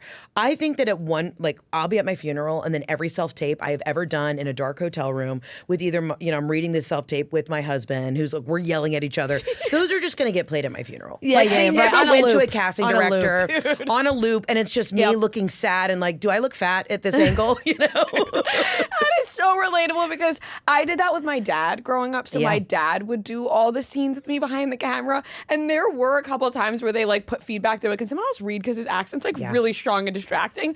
And then there would be times where my dad would be like, all right, can you like cry a little bit before this one? It makes your eyes a little bit more green. And then I would like fight with him and then they would get me to the point of crying and he'd be like, see though? Look at those green eyes coming through. And he knew what to do. I was like, this is a toxic psychological warfare. It is warfare out there. But no, we are so rooting for you. We know that it's going to happen. Thank you. So you want to act? What do you want to do? Oh, I don't know. What if you're like, just be a mother? Which we laugh, but like truly, that's great. Hey, if you want that. I would love for that to be in the cards as well. Same. But no. I there's so many like cool hosting things that I think we should be doing that I want to be doing. Like I want to be on the carpets. I want to be. You would crush the carpets. And can I tell you, the carpets is actually You're so good at the carpets. Yeah, but it's a really hard job, and it is. It's a hard job, but I would feel like always I've been preparing my whole life for that job. And you have a journalistic flair to you. Like you could really fucking crush it. I would study so hard, but then I'd want to throw the cards away and just like lean into my improv and comedy skills. But it's a tough gig. I know. I think it's also kind of bullshit that everybody wanted to throw all the influencers under the bus too for that. I'm like, I know. Everybody, It's not their fault. pipe down. Right. Seriously, it's Everybody not their eats. fault. Everybody eats. They got the jobs. But it's like I've come back around to my childhood like dream jobs, which was sort of like the E-News, whatever, like that kind of stuff. And then obviously when I was 10, podcasting wasn't a job to be dreaming about. So I love what we're doing now, but now I'm like, ooh, I wonder if I could go back to some of those things that I thought I wanted to do. You absolutely could. Absolutely you can. I'd like to maybe get in the mix in sports a little more too, because I'm a big sports gal. You totally should. And I think you'd be great at that. Which you would think I could do more at Barstool Sports, but you know. I was going to say, isn't this entire facility based around the footballs? It is, but they don't do that much stuff in New York anymore. They moved it all to the Chicago office. I will say, I had a little brush with death at the Ryder Cup, and they really don't like women in men's spaces when it comes to sports. They act like they do. They want to be inclusive. They don't want you there. Now, you are absolutely drop dead gorgeous, so I do think you might have a better response than I did. Stop. But they really don't. They don't. No, they I don't know. want them. They act like, oh yeah, we want ladies here. They don't want them. Well, you just Listen, here's I was, the thing. I was fighting in the trenches for you. I During know you that. were, and I and appreciate it. and But here's it's the the thing, gayest thing you will ever experience is men at a sporting event. It truly is the most homoerotic thing Well, I've the Ryder ever been Cup a part of. has got to be the biggest one. Like, there's like, you watch those guys; they're all matching outfits. Yeah. like they're all like, are you gonna make out before? Like, And they all show like, because Ralph Lauren, actually I'm wearing one of my blazers that I got from the Ryder Cup before I was fired. And shout out to Ralph Lauren for giving me thousands of dollars of clothes. I wear it all the time. Yep. But it's all about like presenting their outfits and all the swag beforehand. I mean, it is pretty gay. If you think about it. There's a whole presentation. Here's the thing, though. Like, despite not doing as much here, I have done a few things in the sports world here, and I have been here. Now Rhea's going on 10 years in September. I'm almost 10 years. Where like, I got good armor to me. Yeah. You know? Yeah. So I think I can handle it. And especially like our listeners and our fan base of Chicks in the Office would ride for you so hard on whatever you want to do that it's like you know, whatever And you you're an remind Eagles you. fan. I so am. really, you can handle anything. I'm an Atlanta Falcons Yeah. fan. So I'm a little softer. Right. Even though it's Atlanta, Right, like, even though what's you're the good? Dirty Birds. Y'all want to hear something funny? They had me out for like celebrity night in Atlanta. When I tell you I'm in this insane sick suite, it's every rapper. I'm Yeah. talking 2 Chainz, Offset, T.I., like every Yeah. Candy Burris is sitting next to me. I am the only white woman in the suite, and they pan to everybody. They play their music. Yeah. And everyone's going crazy, and then they pan to me, and everybody in Atlanta. Like I knew that everyone was like, "Who is this bitch?" Like, it was like the 4 white women at the Falcons game were like, "That's our girl." Yeah. And then everybody in the suite, all the rappers, were like, "Yeah," because I was just there, like doing my Princess Diana way. Oh my God, I love it. Oh that would my honestly God. be my dream suite to be in. Yeah, Yeah, and it would. It was insane. I would. was geeking out. Usher sitting like next to me, and we're eating chicken tenders off the same plate. I was like, "You good?" You know. You mean any honey mustard? Yeah, truly. It was Oh my God. amazing. But I think you would crush whatever y'all Yeah. want to do. You know that I really, truly adore y'all. And I think whatever y'all want to do, the world is your oyster. You're the best. Thank you. This is We a had to lot of manifest fest. it. And you know what? We're gonna and our first step of trying something new, going on a cruise. Yes, exactly. That's our first step, getting out of our comfort zone. Yep. So Yep. everybody go to heatheratsea.com. Heather, thank you so Thank much. you guys for having me. Thank I you. love We love y'all. seeing you. And shout out to the universe, and shout out to Tina, and shout out to everybody who is doing things. Yep. Yeah, Exactly. thank you. Doing things. And we're doing things and getting them done. and trying and accomplishing. and we're not Yeah. jealous of anybody else's TV shows. We are Trying not and jealous of accomplishing. anybody else's opportunities Yep. that seem to just fall in their lap. I love it. Thank you, Heather. Love you guys. And that wraps up today's episode of Chicks in the Office. Thank you so much for watching and listening. We are happy to be back. We missed you guys. And we can't wait to talk about the Met Gala. Happy Met Monday. Yeah. We'll have a full review on Wednesday's episode. So we love you guys so much. We'll talk to you on Wednesday. Yeah, Chicks in the Office, long-time listener, first-time caller. Look at the charts, who does it the best? 2 chicks getting paid in reality checks.